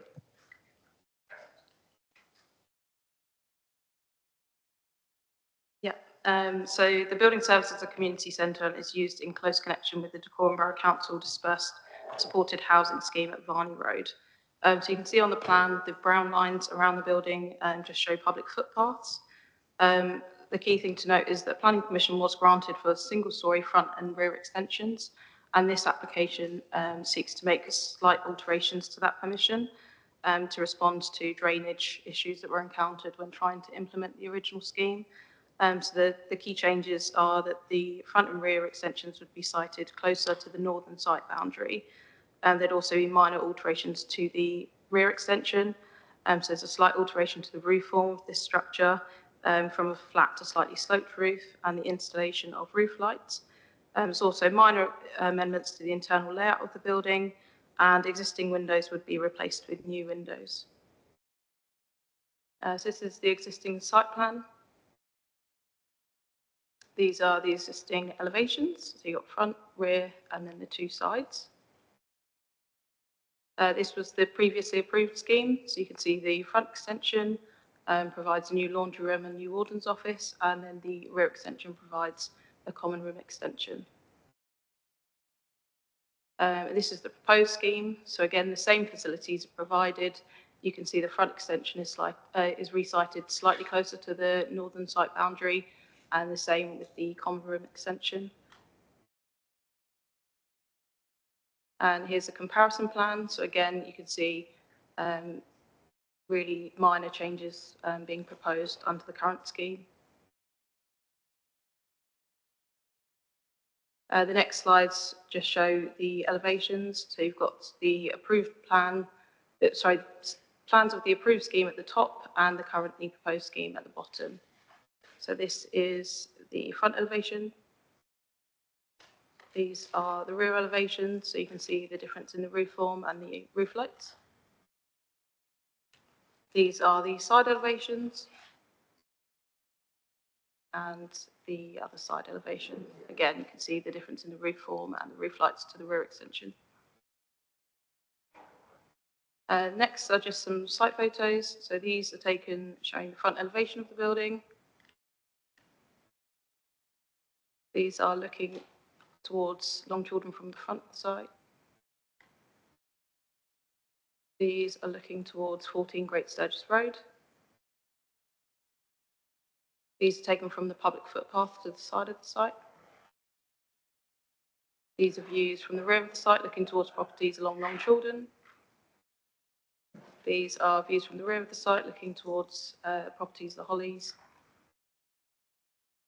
And these are views from the rear of the site looking towards 16 to 20 Great Sturgis Road. So just finish on the comparison plans. So the reason the scheme is presented to committee is due to objections raised by neighbouring properties. The key concerns raised are relating to noise and with respect to overlooking, but it's not considered that the proposed changes would have a material impact or raise any concerns on these grounds. So it's recommended that the application is approved. Thank you. Thank you, Heather. Members, over to you. Oh, yeah. I've got Councillor Hobson and Councillor Guest. Thank you. I don't have any issues in principle. I think the need for this and where it is, I think it would be of great benefit to the local community. I just had a couple of questions. This reminds me of my very first, before I joined the committee, my very first time I spoke at the DMC. It was actually in, it was against the changing the blind centre in Boxmoor to a children's nursery because the gardens, the residential gardens, it's very, very similar packed space like this. They were concerned about noise. And one of the things that came out was a condition about opening hours or operating hours. And I just wondered, what are the operating hours of this? Because if residents very close to this are concerned about noise, is there an option to have the operating hours looked at or restricted? And then the second point was just about the light. I don't know, it may not be that we can do in a condition, it just might be a civil matter, but I think they really need a security light that goes off. They were the two things that I picked up out of the comments from residents. I think having a light shining in your window is a legitimate concern. But it was really just around operating hours, what the operating hours needed of there. Is it mainly a day centre? And if either way, would it be reasonable to put or to potentially consider operating hour restrictions for that matter? Thank you. So there's not currently a condition with respect to operating hours. I think given the use of the building, it's not considered necessary. And I think this wasn't something that was recommended on the original permission either. And given the nature of the changes, I don't think we'd be able to justify a condition. Okay, thanks. I mean, it's just as long as we've considered it and you've given a reasonable response. And I think the light one is just, as I say, it's a civil matter, isn't it? Just maybe we need to speak very nicely to the local councillor and see if there's anything she can do. All right, thank you. Thank you, Chairman. Whilst hearing the concerns of residents, there'll be no more problems with noise and lighting with this than there was with the previous before the refurbishment work started. So I'll move the officer recommendation. Thank you, Councillor Allen. Yeah, just briefly, I saw one of the objections suggested that some green foliage was planted to try and mitigate against noise and light and so on. Has that been considered? Sorry, I don't know what you mean. I think one of the suggestions of the residents was that plant some bushes or trees or whatever to try and mitigate against being overlooked or the light and noise issues. Has that been something that the borough's considered? It has been considered, but again, I don't think it's necessary or reasonable to require it because we don't consider there to be any harm to mitigate. We could potentially add it as an informative. Obviously, it's an internal application, so we could speak to the respective department in terms of the light in particular, and that can be added as an informative.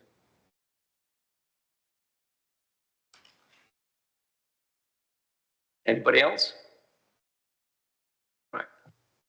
Right, we've got a proposer to recommend officer's recommendation from Councillor Guest. Do I have a seconder? Councillor Patterson in favour. Right, so that's seconded. Those in favour of officer's recommendation, please show your hands. 5, 6, 7, 8, 9. 9 in favour. Councillor Madden Scott. Sorry. Yes.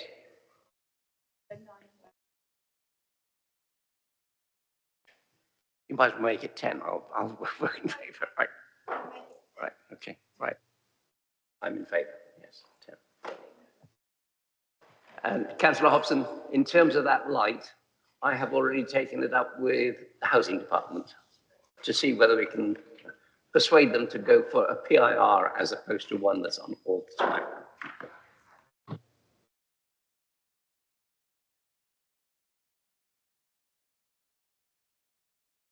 Well, everybody, thank you very much for your attention this evening. It's been another long agenda, but good work. Thank you.